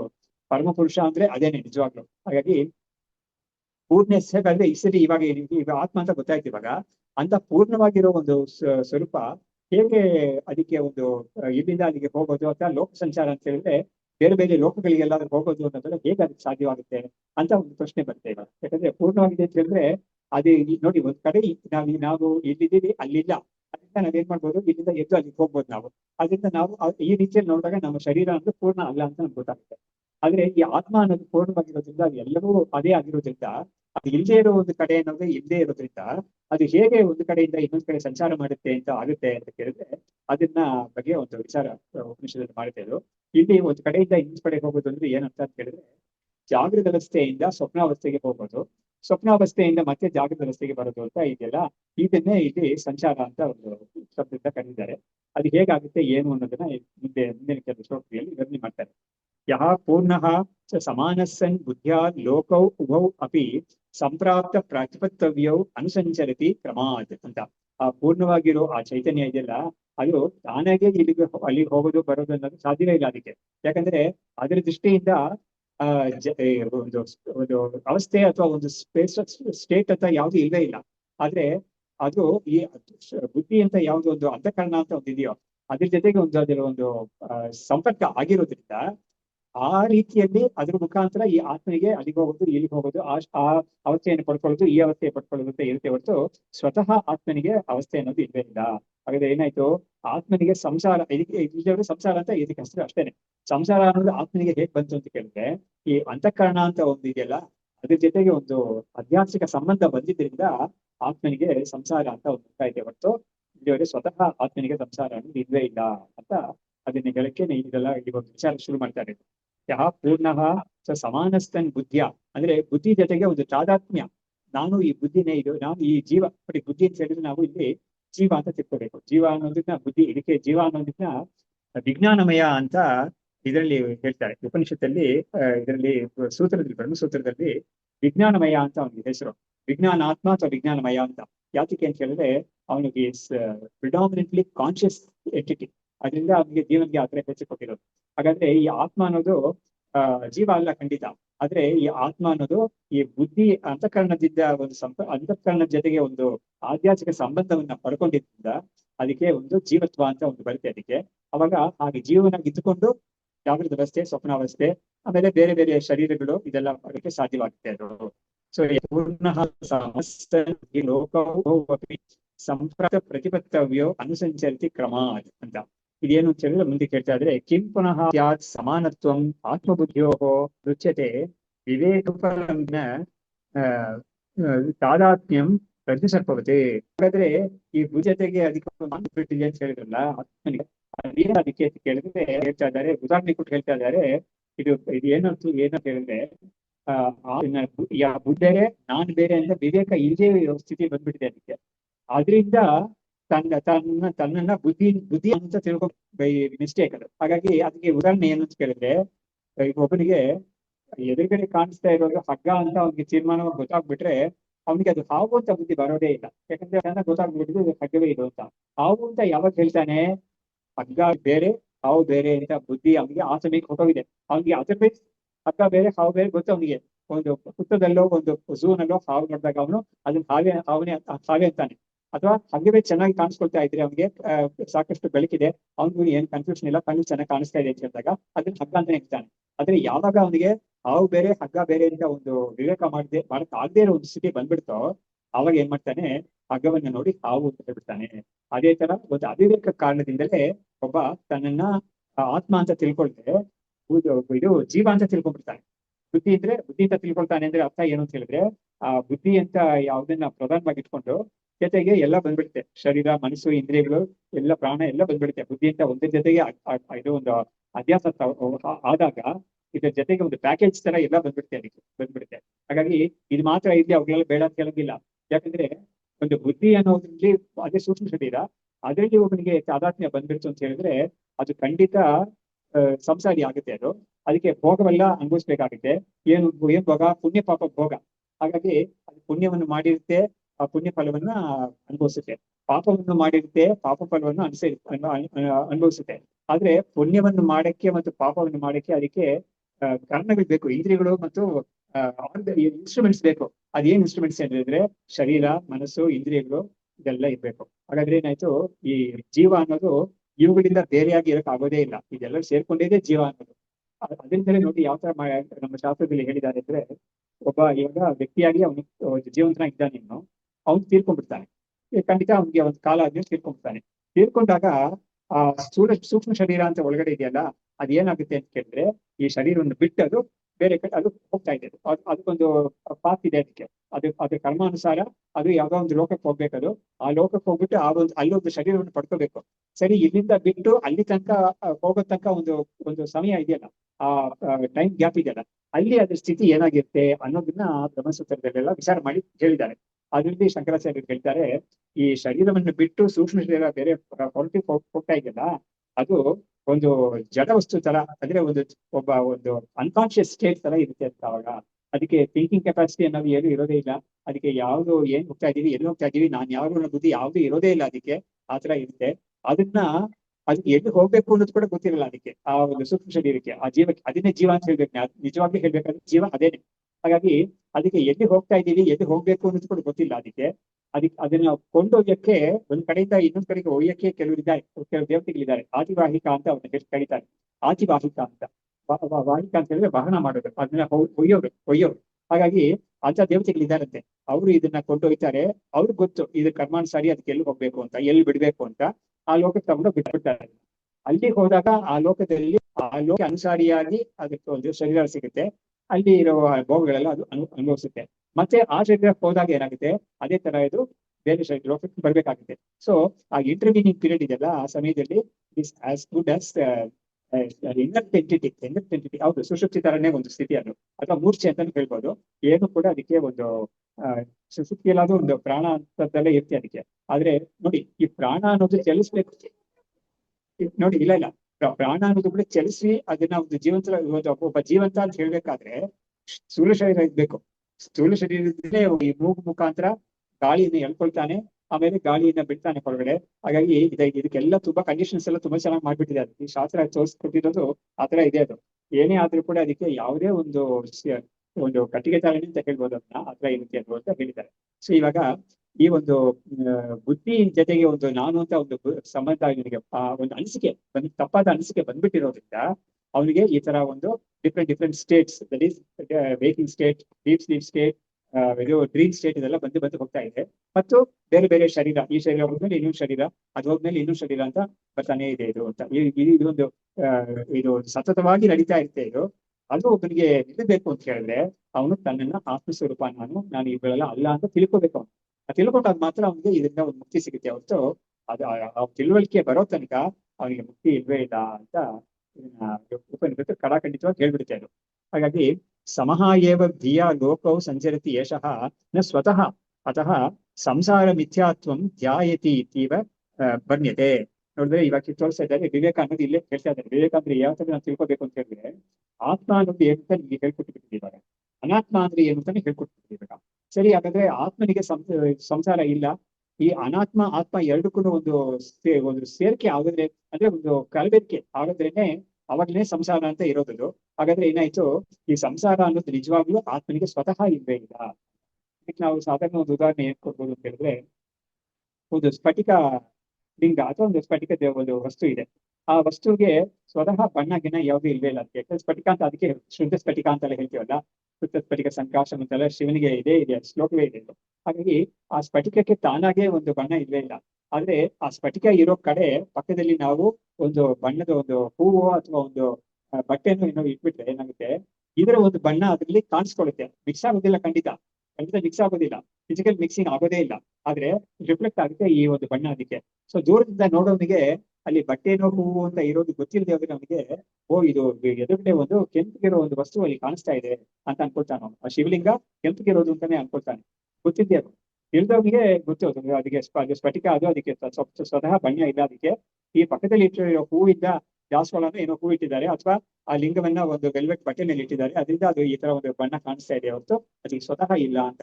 ಅದೇ ತರ ಇಲ್ಲೂ ಕೂಡ ಆತ್ಮನಿಗೆ ಸ್ವತಃ ಸಂಸಾರ ಇಲ್ವೇ ಇಲ್ಲ. ಈ ಅನಾತ್ಮವಾಗಿರೋ ಈ ಬುದ್ಧಿ ಜೊತೆಗೆ, ಅಂದ್ರೆ ಅಂತಃಕರಣ ಜೊತೆಗೆ ಅದಕ್ಕೊಂದು ಸಂಪರ್ಕ ಬಂದಿದ್ರಿಂದ, ಅಥವಾ ತಾನು ಆ ಬುದ್ಧಿ ಅಂತ ತಿಳ್ಕೊಂಡಿದ್ರಿಂದ ಅದಕ್ಕೆ ಸಂಸಾರ ಇದೆಯಾ ಹೊರತು ಸ್ವತಃ ಅದಕ್ಕಿಲ್ಲ. ಹಾಗಾದ್ರೆ ಏನಾಯ್ತು, ನಿಜವಾಗ್ಲೂ ಅದಕ್ಕೆ ಸಂಸಾರ ಇಲ್ಲ ಅಂತ ಹೇಳಿದಾಗ ಅದನ್ನ ಆ ಸಂಸಾರವನ್ನು ನಾವೇನ್ ಹೇಳ್ಬೇಕಾಗುತ್ತೆ, ಆ ಸಂಸಾರ ಸತ್ಯವಲ್ಲ, ಮಿಥ್ಯಾ ಅಂತ ಹೇಳ್ಬೇಕಾಗುತ್ತೆ ಅಂತ. ಅದಕ್ಕೆ ಇರೋ ಸಂಸಾರ ಮಿಥ್ಯಾ ಅಂತ ಹೇಳ್ಬೇಕಾಗುತ್ತೆ ಅಂತ. ಅದನ್ನೇ ಇಲ್ಲಿ ಹೇಳ್ತಿದ್ದಾರೆ, ಸಮಯೇವ ಧಿಯಾ ಲೋಕೌ ಸಂಚರತಿ ಅತಃ ಸಂಸಾರ ಮಿಥ್ಯಾತ್ವಂ ಯಾಯತೀವ ಕೇಲಾಯತೀವ ಅಂತ ಎರಡು ಶಬ್ದಗಳನ್ನ ಉಪನಿಷತ್ ಹೇಳುತ್ತೆ. ಇದೇ ಈ ಕಡೆನೇ ಹೇಳುತ್ತೆ. ಅದಕ್ಕೆ ಏನಂತ ಅಂದ್ರೆ ಯಾಯತೀವ ಕೇಲಾಯತಿ ಇವ. ಯಾಯತಿ ಅಂತ ಹೇಳಿದ್ರೆ ಆ ಒಂದು ಒಂದು ಒಂದು ವಿಷಯದ ಯೋಚನೆ ಮಾಡ್ತಾ ಇದ್ದಾನೆ ಅಥವಾ ಧ್ಯಾನ ಮಾಡ್ತಾ ಇದ್ದಾನೆ ಅಂತ ಅರ್ಥ. ಬುದ್ಧಿಗೆ ಕೆಲಸ. ಲೇಲಾಯಿತಿ ಅಂತ ಹೇಳಿದ್ರೆ ಆ ಬುದ್ಧಿ ಅಲ್ಲಿ ಇಲ್ಲಿ ಸಂಚಾರ ಮಾಡ್ತಾ ಇದೆ, ವಿಕ್ಷೇಪ ಬಂದಿದೆ, ಡಿಸ್ಟ್ರಾಕ್ಷನ್ ಇದೆ ಅಂತ. ಇವಾಗ 1 ಪಾಯಿಂಟೆಡ್ ಫೋಕಸ್ ಅನ್ನೋದು ಬುದ್ಧಿಗೆ ಇರೋದು. ಫೋಕಸ್ ಮಾಡ್ಬೇಕು ಅಂತ ಅವ್ನು ತೀರ್ಮಾನ ಮಾಡ್ಕೊಂಡ ಅಂದ್ರೆ ಯೋಗಿ ಆಗಿರೋನು ಮಾಡ್ಕೊಳ್ತಾನೆ. ಅಥವಾ ಯೋಗಿ ಆಗಿರೋನು ಅಥವಾ ಯೋಗ ಮಾರ್ಗದಲ್ಲಿ ಹೋಗ್ಬೇಕು ಅಂತ ಅನ್ಕೊಂಡಿರೋನು ಪ್ರಯತ್ನ ಮಾಡೋನಿಗೆ ಡಿಸ್ಟ್ರಾಕ್ಷನ್ಸ್ ಅಂತಾನು ಇರುತ್ತೆ. ಹಾಗಾದ್ರೆ ಏನಾಯ್ತು, 1 ಪಾಯಿಂಟ್ ಚಾನ್ಸ್ ಇಲ್ಲ, ಡಿಸ್ಟ್ರಾಕ್ಷನ್ ಅಂತ ಒಂದು ಸ್ಟೇಟ್, ಆಮೇಲೆ 1 ಪಾಯಿಂಟೆಡ್ ಫೋಕಸ್ಡ್ ಸ್ಟೇಟ್ ಅಂತ ಇನ್ನೊಂದು ಸ್ಟೇಟ್. ಹಾಗಾದ್ರೆ ಈ 2 ಸ್ಟೇಟ್ಸ್ ಕೂಡ ಬುದ್ಧಿಗೆ ಇರೋದೇ ಹೊರತು ಆತ್ಮನಿಗೆ ಇಲ್ವೇ ಇಲ್ಲ. ಯಾಕಂದ್ರೆ ಆತ್ಮನಿಗೆ ಫೋಕಸ್ಡ್ ಸ್ಟೇಟ್ ಅಂತ ಯಾವುದೂ ಇಲ್ವೇ ಇಲ್ಲ. Because it doesn't have to focus on anything. ಅದು ಇರೋದೇ ಅದು ಶುದ್ಧ ಚೈತನ್ಯವಾಗಿ ಅದು ಅಖಂಡವಾಗಿ ಇತ್ತು, ಅದು ಮಾತ್ರ ಇರೋದು. ಅದಕ್ಕೆ ಒಂದು ಫೋಕಸ್ಡ್ ಸ್ಟೇಟ್ ಕೂಡ ಇಲ್ಲ, ವಿಕ್ಷೇಪ ಸ್ಟೇಟ್ ಕೂಡ ಇಲ್ಲ, ಎರಡು ಕೂಡ ಇಲ್ಲ. ಹಾಗಾದ್ರೆ ಎರಡು ಕೂಡ ಬುದ್ಧಿಗೆ ಸೇರಿದ್ದು ಅಂತ ಹೇಳೋದನ್ನ ತಿಳಿಸ್ತಾ ಇದ್ದಾರೆ. ಹಾಗಾದ್ರೆ ಏನಾಯ್ತು, ಇದ್ರ ಮುಖಾಂತರ ಆತ್ಮನಿಗೆ ಯಾವುದೇ ಒಂದು ಸ್ಟೇಟ್ ನಿಜವಾಗ್ಲೂ ಇಲ್ವೇ ಇಲ್ಲ. ಯಾವುದೇ ಒಂದು ಸ್ಟೇಟ್ ಅಂತ ಹೇಳಿದ್ರು ಕೂಡ ಅದು ಸತ್ಯವಲ್ಲ, ಅದು ಮಿಥ್ಯಾನೇ ಅದು ಅಂತ ವೇದಾಂತದ ತೀರ್ಮಾನ. ಸೊ ಹೀಗಾಗಿ ಧ್ಯಾಯತೀವ ಆತ್ಮ ಚಲಂತ್ಯಾಂ ಚಲತೀವ ಚ ಬುದ್ಧಿಸ್ಥೆ ಧ್ಯಾನ ಚಲನೆ ಕಲ್ಪಿಯತೆ ಬುದ್ಧಿ ಸಾಕ್ಷಿಣಿ ಅಂತ ನೋಡಿದ್ರೆ ಏನ್ ಹೇಳ್ತಾ ಇದಾರೆ ನೋಡಿದ್ವಿ. ಆತ್ಮ ಅಂತಃಕರಣ ಅನ್ನೋದು ಫೋಕಸ್ಡ್ ಆಗಿ 1 ಪಾಯಿಂಟ್ ಆಗೋ ಫೋಕಸ್ಡ್ ಆಗಿದ್ದಾಗ ಈ ಆತ್ಮ ಫೋಕಸ್ಡ್ ಆಗಿದೆ ಅಂತ ನಾವು ಹೇಳ್ತಾ ಇದ್ದೀವಿ. ಅಂದ್ರೆ ನಾವು ಆತ್ಮ ಮತ್ತು ಅನಾತ್ಮನಿಗೆ ನಮ್ಗೆ ಡಿಫ್ರೆನ್ಸ್ ಗೊತ್ತಿಲ್ಲದೆ ಇರೋ ಸಮಯದಲ್ಲಿ ನೋಡಿ ಅವನು ಆ ವ್ಯಕ್ತಿಯನ್ನು ತೋರಿಸಿ ಹೇಳ್ತಾ ಇದ್ದೀವಿ, ಅವನು ಫೋಕಸ್ಡ್ ಆಗಿದ್ದಾನೆ ಇವಾಗ ಅಂತ ಹೇಳ್ತೀವಿ. ಅವನ ಮನಸ್ಸು ಅಲ್ಲಿ ಅಲ್ದಾಡ್ತಾ ಇರುವಾಗ ಅವನೇ ತಿಳ್ಕೊಳ್ತಾನೆ, ನಾನು ಫೋಕಸ್ಡ್ ಆಗಿಲ್ಲ ಇವಾಗ, ನಾನು ಡಿಸ್ಟ್ರಾಕ್ಟೆಡ್ ಆಗಿದ್ದೀನಿ ಅಂತ. ಅಥವಾ ಬಾಕಿ ಇರೋರು ಕೂಡ ಅವನು ಒಂದು ಬಾಡಿ ಲ್ಯಾಂಗ್ವೇಜ್ ಎಲ್ಲ ಇಟ್ಕೊಂಡು ಹೇಳ್ಬೋದು ಅವ್ನು ಇವಾಗ ಫೋಕಸ್ಡ್ ಆಗಿಲ್ಲ ಅವನು ಅಂತ. ಇವಾಗ ಏನಾಯ್ತು, ಈ ಎರಡು ಕೂಡ ಫೋಕಸ್ಡ್ ಆಗಿರೋದು ಮತ್ತು ಡಿಸ್ಟ್ರಾಕ್ಟೆಡ್ ಆಗಿರೋದು ಅದು ಎರಡು ಕೂಡ ಬುದ್ಧಿಗೆ ಸಂಬಂಧ ಸೇರಿದೆ ಹೊರತು ಆತ್ಮನಿಗೆ ಅಲ್ವೇ ಅಲ್ಲ ಅದು ಅಂತ. ಹಾಗಾಗಿ ಧ್ಯಾಯಂತ್ಯಾಂ ಬುದ್ಧ ಅಂತ ಅರ್ಥ. ಬುದ್ಧಿ ಧ್ಯಾನ ಮಾಡ್ತಾ ಇರೋದಾಗ ಅದು ಈ ವ್ಯಕ್ತಿನೇ ಧ್ಯಾನ ಮಾಡ್ತಾ ಇದ್ದಾನೆ ಅಂತ ನಾವು ಹೇಳ್ತೀವಿ. ಅದು ಅಂತಾನೆ ಹೇಳ್ತೀವಿ ನಾವು. ಇವಾಗ ಒಬ್ಬ ಯೋಗಿ ಕೂತು ಧ್ಯಾನ ಮಾಡ್ತಾ ಇದ್ದಾನೆ ಅಂತ ಹೇಳಿದಾಗ ಆ ಯೋಗಿ ಧ್ಯಾನ ಮಾಡ್ತಾ ಇದ್ದೀನಿ ಅಂತ ಹೇಳ್ತೀವಿ. ಆ ಯೋಗಿ ಬುದ್ಧಿ ಧ್ಯಾನ ಮಾಡ್ತಾ ಇದೆ ಅಂತ ನಾವು ಹೇಳೋದಿಲ್ಲ.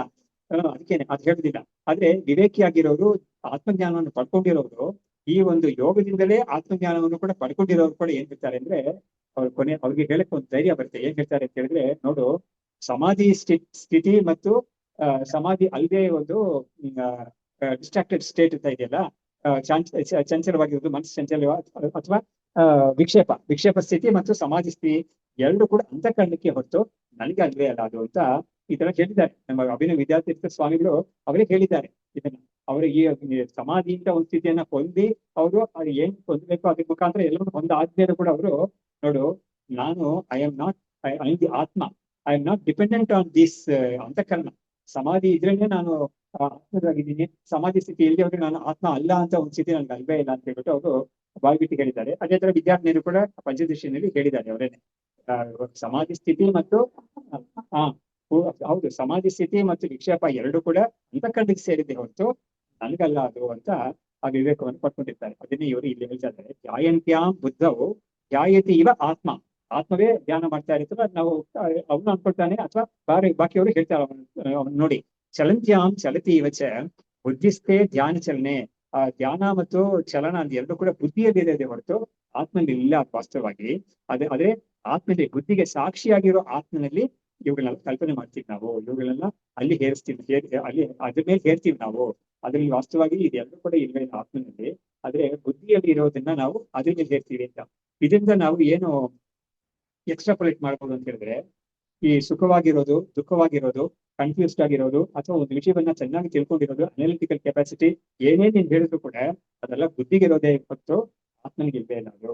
ಒಬ್ಬರಿಗೆ ತುಂಬಾ ಒಳ್ಳೆ ಕೆಪಾಸಿಟಿ ಇದೆ, ಅವನಿಗೆ ತುಂಬಾ ಅಕಾಡೆಮಿಕ್ಸ್ ಅಲ್ಲಿ ತುಂಬಾ ಚೆನ್ನಾಗಿ ಶೈನ್ ಆಗ್ತಾ ಇದೆ ಅವನು, ಅಥವಾ ಬೇರೆ ವಿಷಯದಲ್ಲಿ ಕೂಡ ಅವನಿಗೆ ಒಂದು ವಿಷಯಕ್ಕೆ ಹೇಳ್ಕೊಡಕ್ಕೆ ಅಥವಾ ಏನಾದ್ರೂ ಒಂದನ್ನ ಕಂಡುಹಿಡಿಯೋದ್ರಲ್ಲಿ ತುಂಬಾ ಚತುರನಾಗಿದ್ದಾನೆ ಅಂತ ಹೇಳಿದ್ರೆ ಅದೆಲ್ಲವೂ ಕೂಡ ಆತ್ಮನಿಗೆ ಅಲ್ವೇ ಇಲ್ಲ ಅದು ಬುದ್ಧಿಗೆ ಸೇರಿದ್ದಾನೆ ಅದು ಅಂತ ನಾವು ತಿಳ್ಕೊಬಹುದು. ಅದೇ ತರ ಸಂಸಾರಿತ್ವ, ಕರ್ತೃತ್ವ, ಭೋಕ್ತೃತ್ವ ಅದೆಲ್ಲ ಕೂಡ ಆತ್ಮನಿಗೆ ಅಲ್ವೇ ಅಲ್ಲ ಅದು ಅಂತಃಕರಣಕ್ಕೆ ಇರ್ತದೆ, ಬುದ್ಧಿಗೆ ಇರ್ತದೆ ಅಂತ ನಾವು ತಿಳ್ಕೊಬಹುದು. ಹಾಗಾದ್ರೆ ಏನಾಯ್ತು, ಇದನ್ನೇ 13ನೇ ಅಧ್ಯಾಯದಲ್ಲಿ ಗೀತೆಯಲ್ಲಿ ಇಚ್ಛಾದ್ವೇಷ ಸುಖಂ ದುಃಖಂ ಸಂಘಾತಃ ಚೇತನಾ ಧೃತಿ ಏತತ್ ಕ್ಷೇತ್ರಂ ಸಮಾಸೇನ ಅಂತ ಇದೆಲ್ಲ ಈ ಪ್ರಕೃತಿಗೆ ಸೇರಿದ್ದು ಅಂತ ಹೇಳ್ಬಿಟ್ಟು ಇಚ್ಛಾ ದ್ವೇಷ ಸುಖ ದುಃಖ ಇನ್ನು ಯಾವ್ಯಾವ್ದು ಬೇಕಾದ್ರೂ ಸೇರ್ಬೋದು, ಎಲ್ಲವೂ ಕೂಡ ಮನಸ್ಸಿಗೆ ಸೇರಿದೆ ಹೊರತು ಆತ್ಮನಿಗಿಲ್ಲ ಅದು.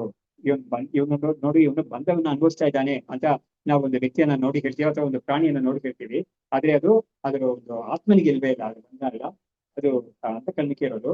ಸರಿ, ಇವ್ರು ಮುಕ್ತರಾಗಿದ್ದಾರೆ ಅಂತ ನಾವು ಯಾರಾದ್ರೂ ನೋಡಿ ಹೇಳಿದ್ರೆ ಕೂಡ ಅವಾಗ್ಲೂ ಕೂಡ ಇದೇನಾಗುತ್ತೆ, ಆ ಮುಕ್ತ ಸ್ಥಿತಿ ಅನ್ನೋದು ಅಂತಃಕರಣಕ್ಕೆ ಹೊರತು ಆತ್ಮನಿಗೆ ಇಲ್ವೇ ಇಲ್ಲ. ಅದು ಆತ್ಮನಿಗೆ ಯಾವತ್ತೂ ಕೂಡ ಸಂಸಾರನೂ ಇಲ್ಲ, ಅದಕ್ಕೆ ಯಾವತ್ತೂ ಕೂಡ ಮುಕ್ತಿನೂ ಇಲ್ವೇ ಇಲ್ಲ. ಹಾಗಾದ್ರೆ ನಾವ್ ಯಾತಕ್ಕೆ ಇದೆಲ್ಲ ನಾವು ಕಷ್ಟಪಟ್ಟಿದೆಲ್ಲ ಕಲ್ತ್ಕೋಬೇಕು ಅಂತ ಹೇಳಿದ್ರೆ, ನೀನು ಏನಾದ್ರೂ ನಿನ್ನ ಆತ್ಮ ಇದೆಲ್ಲ ನಾನು ಆತ್ಮನ ತಿಳ್ಕೊಂಡ್ಬಿಟ್ಟಿದ್ದೆ ಅಂತ ಹೇಳಿದ್ರೆ ಆವಾಗ ನಿನ್ಗೆ ಇದೆಲ್ಲ ಏನ್ ಬೇಕೇ ಇಲ್ಲ ನಿನ್ಗೆ. ಇದನ್ನ ಶಂಕರಾಚಾರ್ಯರು ಸೂತ್ರ ಭಾಷೆಯಲ್ಲಿ ಹೇಳಿದ್ದಾರೆ.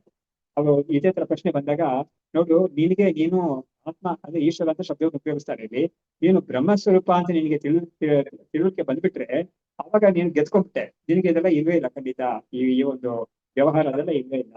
ಏನ್ ವ್ಯವಹಾರ, ಶಾಸ್ತ್ರ ವ್ಯವಹಾರ ಕೂಡ ನಿನ್ಗೆ ಇಲ್ವೇ ಇಲ್ಲ ಅಂತ ಆ ಒಂದೆಲ್ಲ ಇಟ್ಕೊಂಡೇನೆ ಶಂಕರಾಚಾರ್ಯರು ಅಧ್ಯಾಸ ಭಾಷೆಯಲ್ಲಿ ಅದನ್ನು ಕೂಡ ಹೇಳ್ಬಿಟ್ಟಿದ್ದಾರೆ. ಅಂದ್ರೆ ಈ ಈ ಒಂದು ಮುಕ್ತಿ ಶಾಸ್ತ್ರ, ಮುಕ್ತಿಯನ್ನು ಕೊಡುವ ಶಾಸ್ತ್ರ ಯಾವುದು? ಈ ಉಪನಿಷತ್ ಶಾಸ್ತ್ರ. ಕರ್ಮದಲ್ಲಿ ಒಬ್ಬನ್ನ ತೊಡಗಿಸೋ ಶಾಸ್ತ್ರ ಯಾವುದು? ಕರ್ಮಶಾಸ್ತ್ರ. ಅದು ವೇದದ ಪೂರ್ವ ಭಾಗ. ಸೊ ವೇದದ ಉತ್ತರ ಭಾಗ, ಪೂರ್ವ ಭಾಗ ಎರಡು ಕೂಡ ಅವಿದ್ಯಾದ ಒಂದು ಡೊಮೈನ್ ನಲ್ಲಿ ವರ್ಕ್ ಆಗುತ್ತೆ ಅದು ಅಂತ ಹೇಳ್ಬಿಟ್ಟಿದ್ದಾರೆ. ಮೋಕ್ಷಶಾಸ್ತ್ರ ಕೂಡ ಅವಿದ್ಯಾವದ್ ವಿಷಯಾನ್ಯೇವ ಶಾಸ್ತ್ರಾಣಿ, ಇದು ಏನು ವಿಧಿ ಪ್ರತಿಷೇಧ ಮೋಕ್ಷ ಪರಾಣಿಚ ಅಂತ ಹೇಳ್ತಾರೆ. ಹಾಗಾದ್ರೆ ವಿಧಿ ಪ್ರತಿಷೇಧ ಶಾಸ್ತ್ರ ಯಾವುದು? ಕರ್ಮಕಾಂಡ. ನೀನ್ ಇದು ಮಾಡ್ಬೇಡ, ನಿನಗೆ ಸ್ವರ್ಗಕ್ಕೆ ಹೋಗ್ಬೇಕಾದ್ರೆ ಇದನ್ನ ಮಾಡು ನೀನು. ಆಮೇಲೆ ನಿನ್ನ ಪಾಪ ಬಂದ್ರೆ ನೀನ್ ನರಕಕ್ಕೆ ಹೋಗ್ಬಾರ್ದು ಅಂತ ಹೇಳಿದ್ರೆ ಇಂಥದ್ದೆಲ್ಲ ಮಾಡ್ಬೇಡ ಅಂತ ಇದನ್ನೆಲ್ಲ ಬೋಧಿಸುತ್ತೆ ಕರ್ಮಶಾಸ್ತ್ರ. ಯಾವುದು? ವೇದದ ಪೂರ್ವ ಭಾಗ. ವೇದಾಂತ ಭಾಗ ಏನ್ ಮಾಡುತ್ತೆ? ಆತ್ಮ ಬೇರೆ ಅನಾತ್ಮ ಬೇರೆ ಅಂತ ತೋರಿಸ್ಕೊಟ್ಟು ನಮ್ಮನ್ನ ನಿನಗೆ ಮುಕ್ತಿ ಕೊಡಿಸ್ತೀನಿ ಅಂತ ಅದು ನಮ್ಗೆ ಮಾಡುತ್ತೆ. ಆದ್ರೆ ಶಂಕರಾಚಾರ್ಯರ ಮೊದಲೇ ಇದೆಲ್ಲ ಶುರು ಮಾಡಕ್ ಮೊದಲೇ ಫಸ್ಟ್ ಪೇಜ್ ಅಲ್ಲಿ ಅವ್ರು ಏನ್ ಹೇಳ್ಬಿಟ್ಟಿದ್ದಾರೆ, ಇದೆಲ್ಲ ಕೂಡ ಆಗ್ತಾ ಇರೋದು ಅವಿದ್ಯದಲ್ಲಿ ಆಗ್ತಾ ಇರೋದು. ನಿಜವಾಗ್ಲೂ ಆತ್ಮನಿಗೆ ಸಂಸಾರನೂ ಇಲ್ಲ, ಮೋಕ್ಷನೂ ಇಲ್ಲ, ಯಾವುದೂ ಇಲ್ವೇ ಇಲ್ಲ. ಹಾಗಾದ್ರೆ ಮೋಕ್ಷವನ್ನ ತಿಳಿಸ್ತೀನಿ ಅಂತ ಬಂದಿರೋ ಉಪನಿಷತ್ ಶಾಸ್ತ್ರ ಇದೆಯಲ್ಲ, ವೇದಾಂತ ಶಾಸ್ತ್ರ, ಅದ್ರ ಗತಿ ಏನ್ ಹೇಳಿದಾಗ ಅದು ಕೂಡ ವಿದ್ಯಾ ಅನ್ನೋದಿನಲ್ಲೇ ಮತ್ತೆ ಇದೆ, ಅವಿದ್ಯಾ ಅನ್ನೋದು ಇಲ್ಲೇ ಅದಕ್ಕೂ ಕೂಡ ಏನ್ ಕೆಲಸ ಇಲ್ವೇ ಇಲ್ಲ ಇಲ್ಲಿ ಅಂತ ಹೇಳ್ಬಿಟ್ಟು ತುಂಬಾ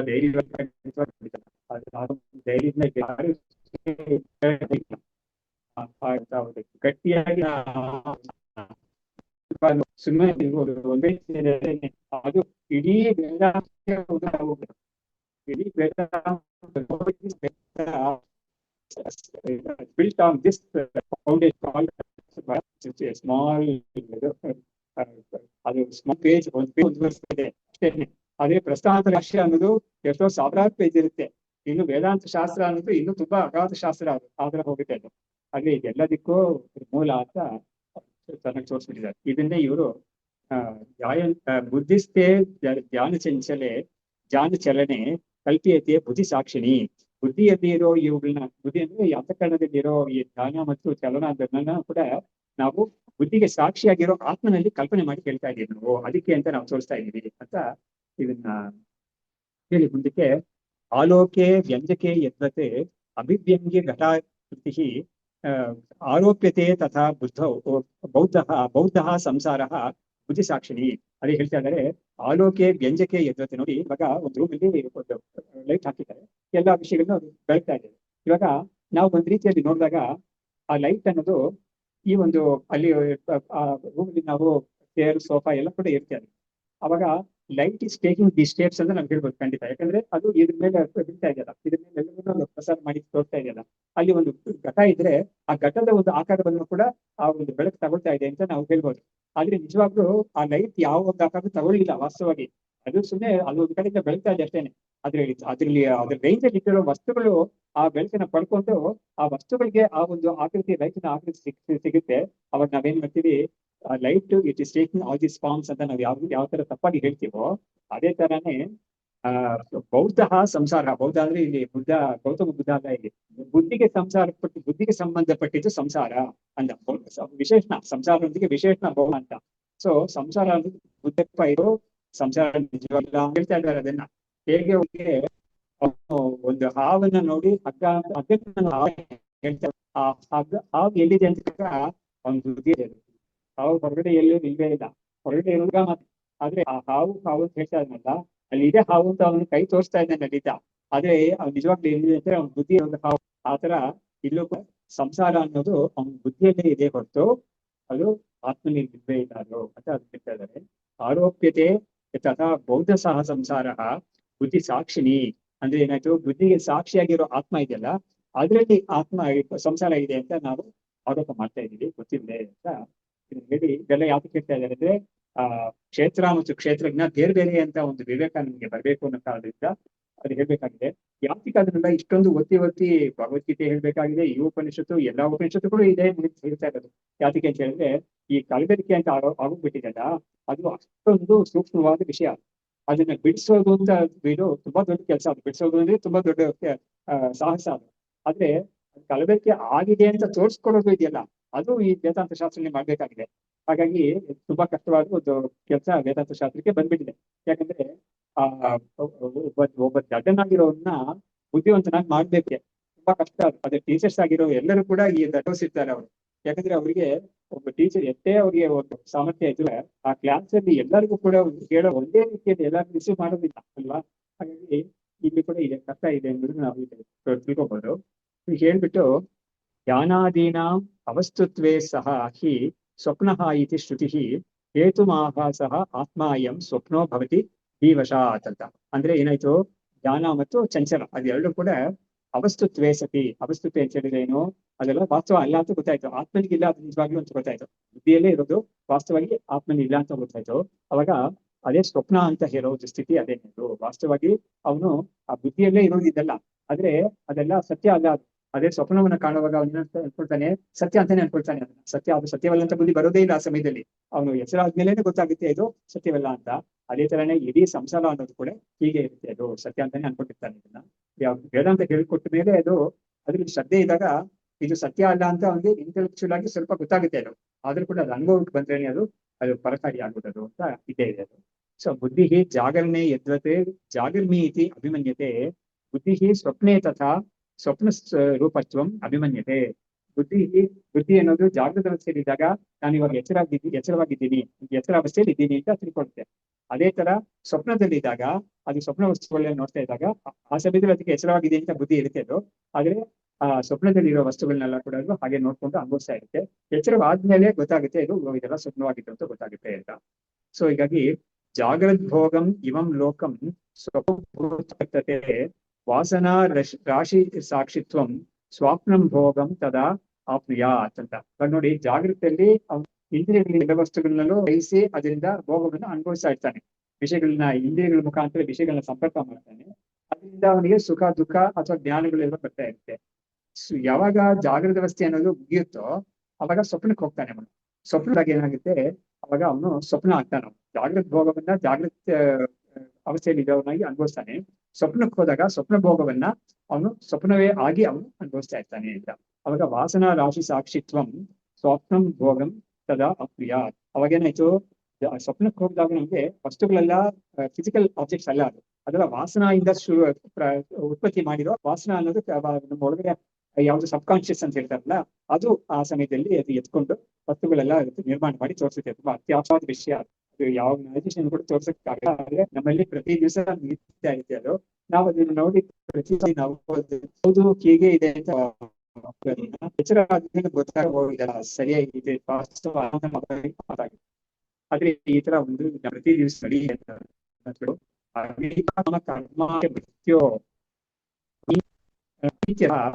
ಜಾಗೃತೇಹೇಂದ್ರಿಯ ತಿಷ್ಠತಿ ಜ್ಯೋತಿರಾತ್ಮನ. ಯಾವಾಗ ಒಬ್ಬ ಜ್ಞಾನವನ್ನು ಪಡ್ಕೊಳ್ತಾನೋ ಅವಾಗ ಅವನು ಕರ್ಮ ಮೂರು ಅದನ್ನ ಏನ್ ಮಾಡುತ್ತೆ ಅಂದ್ರೆ, ಆ ಮೂರಕ್ಕೂ ನೋಡಿ, ಅವಿದ್ಯೆಯು ಮೂಲಭೂತವಾಗಿರೋ ನಮ್ಮ ಸ್ವರೂಪ ಏನು ಅಂತ ಗೊತ್ತಾಗದೇ ಇರೋ ಸ್ಥಿತಿ, ಅದು ಗೊತ್ತಿದ್ದೇ ಇರೋ ಸ್ಥಿತಿ. ಆ ಸ್ಥಿತಿ ಮಾತ್ರ ಇದ್ರೆ ಇಲ್ಲ. ಆ ಸ್ಥಿತಿ ಏನ್ ಮಾಡ್ಬಿಟ್ಟು ಆ ಆತ್ಮನ ಅಜ್ಞ ಮಾತ್ರ ಅಲ್ಲಿಗೆ ನಿಲ್ಲುತ್ತೆ. ಅನಾಮನಲ್ಲಿ ನಾನು ಒಂದು ಬುದ್ಧಿ ಹಾಕೊಳ್ತಿದ್ದೆ. ಅದೇ ಹಾಗಾಗಿ ಅದೇ ತುಂಬಾ ಕಷ್ಟ. ಅಭಿನವ ವಿದ್ಯಾರ್ಥಿಗಳು ಒಂದ್ ಕಡೆ ಹೇಳಿದ್ದಾರೆ, ನೋಡು, ಬರೀ ಸುಷುಪ್ತಿಯಲ್ಲಿದ್ದಾಗ ಅವನಿಗೆ ಅಷ್ಟೊಂದು ಕಷ್ಟ ಇದೆ. ಸಂಸಾರ ಅನುಭವ ಯಾವುದೂ ಇಲ್ಲ. ಆದ್ರೆ ಅದು ತಮೋ ಅನುಭವ, ತಮೋ ಮಾನಸಿಕ ಸ್ಟೇಟ್ ಸುಷುಪ್ತಿ ಅನ್ನೋದು. ಆದ್ರೆ ಅದ್ರ ಜೊತೆಗೆ ಸ್ವಲ್ಪ ತತ್ವನ ರಜಸ್ಸು ಸೇರ್ಕೊಂಡ್ಬಿಟ್ರೆ ಅವಾಗ ಅವನು ಎಚ್ಚೆತ್ಕೊಂಡ್ಬಿಡ್ತಾನೆ. ಅವಾಗ ಅವನಿಗೆ ವೇಕಿಂಗ್ ಪ್ರಾಬ್ಲಮ್ಸ್ ಮೇಲೆ ಸ್ವಪ್ನದಲ್ಲಿರೋ ಪ್ರಾಬ್ಲಮ್ಸ್ ಎಲ್ಲ ಅವನಿಗೆ ಅನ್ಕೊಳುತ್ತೆ. ಸುಷುಪ್ತಿಯಲ್ಲಿ ಮಾತ್ರ ಇದ್ರೆ ಅದು ತಾಮಸಿಕ್ ಸ್ಟೇಟೇ ಅದು. ಬಟ್ ಕಷ್ಟ ಇಲ್ಲ, ಸಂಸಾರ ಅನುಭವ ಇಲ್ಲ. ಸೊ ಇದನ್ನ ಇಲ್ಲಿ ಹೇಳ್ತಾ ಇದ್ದಾರೆ, ಅವಿದ್ಯೆ ಅನ್ನೋದು ಆತರ ಏನು ಗೊತ್ತಿಲ್ಲದೆ ಇರೋ ಒಂದು ಸ್ಥಿತಿ ಅದು, ಅಂದ್ರೆ ಆತ್ಮ ಸ್ವಲ್ಪ ಗೊತ್ತಿಲ್ಲ ಅಂತ ಒಂದು ಸ್ಥಿತಿ ಅದು. ಅದರಿಂದ ಏನಾಗ್ತಾ ಇದೆ, ತಾನು ಪೂರ್ಣ ಅಲ್ಲ ಅಂತ ತಿಳ್ಕೊಳ್ತಾನೆ. ಅಂದ್ರೆ ಏನಾಯ್ತು, ತಾನು ಅಪೂರ್ಣ ಅಂತ ತಿಳ್ಕೊಳ್ತಾನೆ. ಈ ಆತ್ಮದ ಬಗ್ಗೆ ಆತ್ಮ ಪೂರ್ಣ ಸ್ವಲ್ಪ ಯಾವಾಗ್ಲೂ ಕೂಡ, ಆದ್ರೆ ಆತ್ಮ ಸ್ವರೂಪ ಬಗ್ಗೆ ಅವನಿಗೆ ಅಜ್ಞಾನ ಇರೋದ್ರಿಂದ ತನ್ನನ್ನು ಅಪೂರ್ಣ ಅಂತ ತಿಳ್ಕೊಳ್ತಾನೆ. ತಿಳ್ಕೊಂಡು ಏನ್ ಮಾಡ್ತಾನೆ, ನನ್ನನ್ನು ಪೂರ್ಣ ಮಾಡ್ಕೋಬೇಕು ಅಂತ ಅವನಿಗೊಂದು ಇನ್ಹರೆಂಟ್ ನೇಚರ್ ಒಂದಿದೆ, ಒಂದು ವಾಸನ, ಹೊತ್ತಿಗೆ ಬ್ರಹ್ಮವಾಸನ ಅಂತ ನನ್ನ ಗುರುಗಳು ಹೇಳ್ತಾ ಇರೋದು. ಹಾಗಾಗಿ ತಾನು ಪೂರ್ಣವನ್ನು ಆಗ್ಬೇಕು ಅಂತ ಒಂದು ಎಷ್ಟು ಇಚ್ಛೆ ಬರುತ್ತೆ ಅವನಿಗೆ. ಅವಾಗ ಏನ್ ಮಾಡ್ತಾನೆ, ಹೊರಗಿರೋ ವಸ್ತುಗಳಿಂದ ನಾನು ಏನಾದ್ರು ಪಡ್ಕೊಂಡ್ರೆ ಅವಾಗ ನಾನು ಸಂತೋಷ ಪಡ್ತೀನಿ, ನಾನು ಪೂರ್ಣನಾಗ್ತೀನಿ ಅಂತ ಒಂದು ಭ್ರಮೆ, ಅದು ಕೂಡ ಭ್ರಮೆ. ಅವಾಗ ಏನ್ ಮಾಡ್ತಾನೆ, ಹೊರಗಿರೋ ವಸ್ತುಗಳ ಬಗ್ಗೆ ಒಂದು ಕಾಮನೆ ಉಂಟಾಗ್ತದೆ. ಬೇಕು ನನಗೆ, ಆ ವಸ್ತು ಬೇಕು, ಈ ವಸ್ತು ಬೇಕು, ಅಥವಾ ಈ ಸ್ಥಿತಿ ಬೇಕು ನನಗೆ, ಈ ಸ್ಟೇಟಸ್ ಬೇಕು ನನಗೆ, ಏನಾದ್ರೂ ಒಂದು ತಗೊಂಡು ನಾನು ಸಂತೋಷವಾಗಿ ಇರ್ತೀನಿ ನಾನು ಅಂತ ಒಂದು ಬುದ್ಧಿಯಿಂದ ಅದನ್ನೆಲ್ಲ ಪಡ್ಕೊಳಕ್ ಮುಂದಾಗ್ತಾನೆ. ಆ ಪಡ್ಕೊಳ್ಳೋದು ಅಂತ ಒಂದಿದೆ, ಬಯಸೋದು ನನಗೆ ಕಾಮ ಅಂತ ಹೆಸರು. ಪಡ್ಕೊಳಕ್ ಮುಂದಾಗ್ತಾನಲ್ಲ ಅದಕ್ಕೆ ಕರ್ಮ ಅಂತ ಹೇಳ್ತೇನೆ. ಆ ಪಡ್ಕೊಳಕ್ ಮುಂದಾದಾಗ ಏನಾಗುತ್ತೆ, ಅದು ಆ ಕರ್ಮ ಒಂದ್ರಲ್ಲಿ ಪುಣ್ಯ ಕರ್ಮವಾಗಿರುತ್ತೆ ಅಥವಾ ಪಾಪ ಕರ್ಮವಾಗಿರುತ್ತೆ. ಅದ್ರ ತಕ್ಕನಾಗಿ ಅವನಿಗೆ ಪುಣ್ಯವೋ ಪಾಪವೋ ಅದ್ರ ಫಲವಾಗಿ ಅನುಭವಿಸ್ಬೇಕಾಗುತ್ತೆ ಅದನ್ನ. ಅವಾಗ ಅದಕ್ಕೆ ಮತ್ತೆ ಒಂದು ಶರೀರವನ್ನು ಪಡ್ಕೋಬೇಕಾಗುತ್ತೆ ಅಂತ ಈ ತರ ಇದು ಸೈಕ್ಲಿಕ್ ಆಗಿ ನಡೀತಾನೆ ಇರುತ್ತೆ. ಅದು ಇದು ಯಾವಾಗ ಮುಗಿಯುತ್ತೆ ಅಂತ ಹೇಳಿದ್ರೆ, ಇದಕ್ಕೆಲ್ಲದಕ್ಕೂ ಮೂಲಭೂತವಾಗಿರೋ ಒಂದು ಅವಿದ್ಯಾ ಅಂತ ಹೋಗ್ತಿದೆಯಲ್ಲ, ಅದು ಹೋದಾಗ ಮಾತ್ರ ಈ ಒಂದು ಅವಿದ್ಯಾ ಪ್ರಾಡಕ್ಟ್ಸ್ ಎಲ್ಲ ಕೂಡ ನಿಂತೋಗ್ಬಿಡುತ್ತೆ. ಅವಾಗ ಯಾವುದು ಹೌದು, ಕೊಡೋದ್ರಿಂದಲೇ ದುಡ್ಡು ಸಿಗುತ್ತೆ ಅಂತ ಹೇಳ್ತಾ ಇದ್ರು.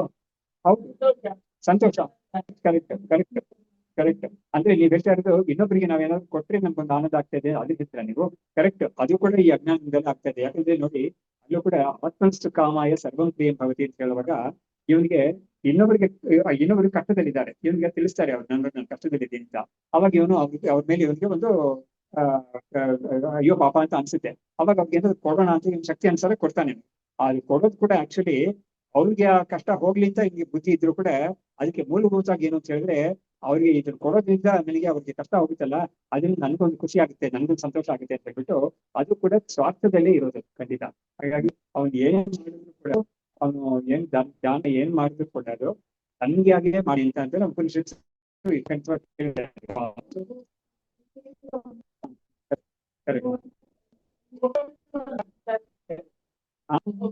ಮೋಕ್ಷ ಅದಕ್ಕೆ ಕೆಲವು ಹತ್ತಿರ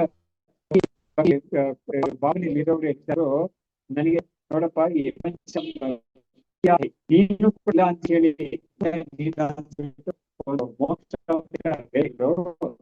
ಒಂದು ಸ್ಥಿತಿ ಬೇಡ ಬೇಡ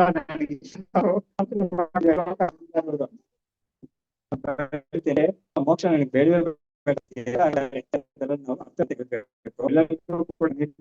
ಮೋಕ್ಷ ಯಾರಿಗೂ ನನಗೆ ಅದೆಲ್ಲ ಬೇಡ. ಖಂಡಿತ ಸ್ವಾರ್ಥದಿಂದಾನೇ ಮೋಕ್ಷ ಅಂತ ಅನ್ಕೊಳ್ಳೋದು ಕೂಡ. ಅದಕ್ಕೆ ನೋಡಿ, ಮೋಕ್ಷ ಅಂತ ಹೆಸರೇ ಏನಿದ್ರೆ ಮೋಕ್ಷ ಶಬ್ದ ಹಾಗಾಗಿ ಮೋಕ್ಷವನ್ನು ಪಡಿಬೇಕು ಅಂತ ಒಂದು ಇಚ್ಛೆ ಇಲ್ಲ, ಅದಕ್ಕೆ ಇರೋದು. ಹಾಗಾಗಿ ಹೆಚ್ಚಾಗ್ತದೆ ಇಚ್ಛೆನೆ ಖಂಡಿತ. ಆದ್ರೆ ಶಾಸ್ತ್ರ ಏನ್ ಮಾಡುತ್ತೆ ಅಂತ ಹೇಳಿದ್ರೆ, ತುಂಬಾ ವಿಚಾರ ಮಾಡಿ, ನೀನ್ ಬಾಕಿಲ ಇಚ್ಛೆಗಳಿಗಿಂತ ದೊಡ್ಡದು ಉತ್ತಮವಾದ ಈ ಇಚ್ಛೆ ಪಡ್ಕೊಂಡ್ರೆ ನಿಮಗೆ ಬಾಕಿ ಇಚ್ಛೆಗಳೆಲ್ಲ ನಿಮ್ಗೆ ಬೇಕು. ಅದು ಇಚ್ಛೆ ಪರವಾಗಿಲ್ಲ, ಆದ್ರೆ ಬಾಕಿ ಇಚ್ಛೆಗಳು ಇರೋದ್ರಿಂದಲೇ ನಿಮ್ಗೆ ಈ ಇಚ್ಛೆ ಬರ್ತಾ ಇಲ್ಲ ಸರಿಯಾಗಿ. ಹಾಗಾಗಿ ಈ ಇಚ್ಛೆ ಬಂದ್ಬಿಟ್ರೆ ನಿನಗೆ ಅವುಗಳೆಲ್ಲ ನಿಂತೋಗ್ಬಿಡುತ್ತೆ. ಅದು ಅದನ್ನ ಈ ಇಚ್ಛೆ ಪಡ್ಕೋಬೇಕು ನೀನು ಅಂತ ಏನಾದ್ರು ಮಾಡಿ, ಈ ಇಚ್ಛೆ ಬರ್ಬೇಕು, ನಮ್ಗೆ ಹೊರಗಡೆಯಿಂದ ಬರ್ಬೇಕು ನಮ್ಗೆ. ಅದಕ್ಕಾಗಿ ಪುಣ್ಯಕರ್ಮ ಎಲ್ಲ ಮಾಡ್ಬೇಕಾದ್ದು, ಕರ್ಮಯೋಗದ ರೀತಿಯಲ್ಲಿ ಪುಣ್ಯಕರ್ಮ ಮಾಡ್ಬೇಕಾಗಿದೆ, ಸಾಧು ಸತ್ಸಂಗ ಮಾಡ್ಬೇಕಾಗಿದೆ. ಅದನ್ನ ಮಾಡ್ತಾ ಇದ್ದಾಗ ಒಬ್ಬನಿಗೆ ಈ ಮೋಕ್ಷ ಪಡಿಬೇಕು ಅಂತ ಒಂದು ಇಚ್ಛೆ ಅಂಕುರಿಸುತ್ತೆ ಒಳಗಡೆ ಅವನಿಗೆ. ಇದನ್ನೇ ವಿವಿಧಿಷ ಅಂತ ಹೇಳಿದ್ದಾರೆ. ಆ ವಿವಿಧಿಷ ಅನ್ನೋದನ್ನ ಉಪನಿಷತ್ ಹೇಳುತ್ತೆ. ಹೇಗೆ ವಿವಿಧಿಷ ಒಬ್ಬನಿಗೆ ಬರುತ್ತೆ ಅಂತ ಹೇಳಿದ್ರೆ, ಸಮೇತಂ ವೇದಾನುವಚನೇನ ಬ್ರಾಹ್ಮಣಾದಿಶಂತಿ ಯಜ್ಞೇನ ದಾನೇನ ತಪಸ ಅನಾಶಕೇನ ಅಂತ ಹೇಳುತ್ತೆ ಉಪನಿಷತ್ತು. ಯಾವ್ದು ಬರೆಯೋದನ್ನ ಉಪನಿಷತ್ ಹೇಳುತ್ತೆ. ಅದು ಹೇಳುತ್ತೆ, ಈ ಒಂದು ಆತ್ಮನನ್ನ ತಿಳ್ಕೋಬೇಕು ಅಂತ ಒಂದು ಇಚ್ಛೆ ಒಬ್ಬನಿಗೆ ಯಾವಾಗ ಬರುತ್ತೆ ಅಂತ ಹೇಳಿದ್ರೆ, ಅವನಿಗೆ ವಿಹಿತವಾಗಿರುವ ಕರ್ಮಗಳನ್ನ ವೇದಾದಿಂದ ಸ್ಟಾರ್ಟ್ ಮಾಡ್ತಾರೆ. ವೇದಾನುವಚನೆ ಅಂತ ಹೇಳಿದ್ರೆ ಏನು, ವೇದವನ್ನ ಹೇಳೋದ್ರಿಂದ ಮತ್ತು ಧ್ಯಾನದಿಂದ ಮತ್ತು ಯಾಗ ಮಾಡೋದ್ರಿಂದ ಮತ್ತು ತಪಸ್ಸೇನು ಉಪವಾಸಾದಿ ತಪಸ್ಸುಗಳಿಂದ ಅವನಿಗೆ ಇದನ್ನ ಅದು ಕೂಡ ಏನೋ ಇದರಿಂದ ಪುಣ್ಯ ಬರುತ್ತೆ ಅಂತ ಮಾಡೋದು ಬುದ್ಧಿ ಇದ್ರೆ ಅವನಿಗೆ ಹೋಯ್ತು. ಆದ್ರೆ ಪುಣ್ಯಕ್ಕೆ ಇಷ್ಟಪಡದೆ ಅವನು ಕರ್ಮ ಯೋಗದ ರೀತಿಯಲ್ಲಿ ಇದೆಲ್ಲ ನಂಗೆ ಮಾಡಿ ಅಂತ ಹೇಳಿದೆ ಶಾಸ್ತ್ರ, ನಾನು ಇದನ್ನ ಮಾಡಿ ಇದನ್ನ ಭಗವಂತನಿಗೆ ಅರ್ಪಣೆ ಮಾಡ್ತೀನಿ ಅಂತ ಆ ಬುದ್ಧಿಯಿಂದ ಅವನು ಮಾಡ್ತಾ ಇದ್ದಾನೆ ಅಂತ ಹೇಳಿದ್ರೆ, ಅವನಿಗೆ ಮನಸ್ಸಲ್ಲಿ ಈ ಆತ್ಮಜ್ಞಾನವನ್ನು ಪಡ್ಕೊಳ್ಳಿಕ್ಕೆ ಒಂದು ಇಚ್ಛೆ ಮನಸ್ಸಲ್ಲಿ ಬರುತ್ತೆ ಅಂತ ಉಪನಿಷತ್ ಹೇಳುತ್ತೆ. ಅವಾಗ ಸ್ವಾರ್ಥ ಇಲ್ಲದೆ ಅವನಿಗೆ ಬರುತ್ತೆ. ಹಾಗಾಗಿ ಸ್ವಾರ್ಥಕ್ಕಾಗಿ ಇದನ್ನೆಲ್ಲ ಮಾಡದೆ ನಿಸ್ವಾರ್ಥವಾಗಿ ಮಾಡ್ತಾ ಇದ್ದ ಅಂತ ಹೇಳಿದ್ರೆ ಅವಾಗ ಅವನಿಗೆ ಈ ಇಚ್ಛೆ ಬರುತ್ತೆ. ಆದ್ರೆ ಈ ಇಚ್ಛೆನೆ ಪಡ್ಕೋಬೇಕಾದ ವಿಷಯ ಇದೇನೆ ನೋಡಿ. ಬಾಕಿ ಇದಕ್ಕೆ ನಮ್ಗೆ ಇವಾಗ ತಿನ್ನೋದು ಮತ್ತು ಮಲ್ಗೋದು ಇಂಥದಕ್ಕೆಲ್ಲ ಯಾರು ಹೇಳ್ಕೊಡ್ಬೇಕಾದ್ರೆ ನಮ್ಗೆ ಸಕಲತೆ ಇರೋದ್ ಕಡೆ ಹೇಳಿದ್ದಾರೆ. ಅದನ್ನ ಯಾರು ಹೇಳ್ಕೊಡ್ದೇನೆ ಎಲ್ಲರಿಗೂ ಕೂಡ ಈ ಒಂದು ಹೊಟ್ಟೆ ಪಾಡು ಅಂತೆಲ್ಲ ಹೇಳ್ತೀವಲ್ಲ, ಇದೆಲ್ಲ ಯಾರು ಹೇಳ್ಕೊಡ್ದೇನೆ ಬಂದ್ಬಿಟ್ಟಿದೆ ಒಬ್ಬನಿಗೆ. ಆನಂದವನ್ನ ಅನುಭವಿಸಕ್ಕೆ ಒಂದು ಮುಂದಾಗೋದು ಅಥವಾ ಈ ಹೊಟ್ಟೆಯನ್ನು ತುಂಬಿಕೊಳ್ಳಕ್ಕೆ ಏನಾದ್ರು ಮಾಡೋದು ಇದೆಲ್ಲ ಯಾರು ಹೇಳ್ಕೊಡ್ದೇನೆ ಒಬ್ಬನಿಗೆ ಇದೆ ಅದು. ಆದ್ರೆ ಈ ಒಂದು ಮೋಕ್ಷ ಬಗ್ಗೆ ಮಾತ್ರ ಹೇಳ್ಕೊಡ್ಬೇಕಾಗಿದೆ.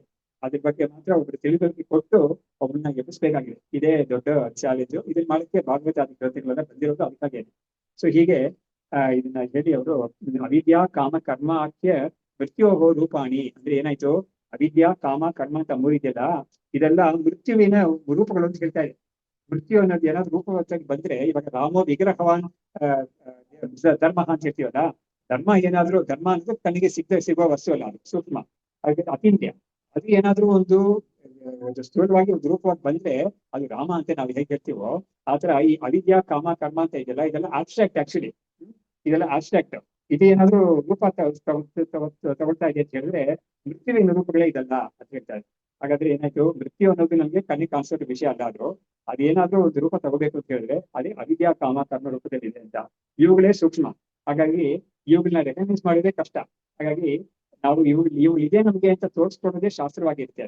ಹಾಗಾಗಿ ನಮ್ಗೆ ಅದು ತೋರಿಸ್ಕೊಟ್ಮೇಲೆ ನಮ್ಗೆ ಗೊತ್ತಾಗುತ್ತೆ, ಓಹೋ ನಮ್ಗೆ ಅವಿದ್ಯೆ ಇದೆ, ನಮ್ಗೆ ಕಾಮನೆಗಳಿದೆ, ನಮ್ಗೆ ಕರ್ಮಗಳು ಕೂಡ ನಾವು ಮಾಡ್ತಾ ಇದ್ದೀವಿ ಅನ್ನೋದು ಶಾಸ್ತ್ರ ಹೇಳ್ಕೊಟ್ಟಾಗೆ ಗೊತ್ತಾಗುತ್ತೆ. ಹೊರತು ಅದು ಬೇಸ್ ಗೊತ್ತು ಕೂಡ ಆಗುದಿಲ್ಲ ನಮ್ಗೆ ಅಂತ ಅವಾಗ ಹೇಳ್ಬಿಟ್ಟು ಹೇಳ್ತಾ ಇದು ಅತೀತ್ಯ ಸಹ ಜಾಗೃತ್ ದೇಹೇಂದ್ರಿಯಾದೀನಿ ತಿಷ್ಠತಿ ಜ್ಯೋತಿರಾತ್ಮನ.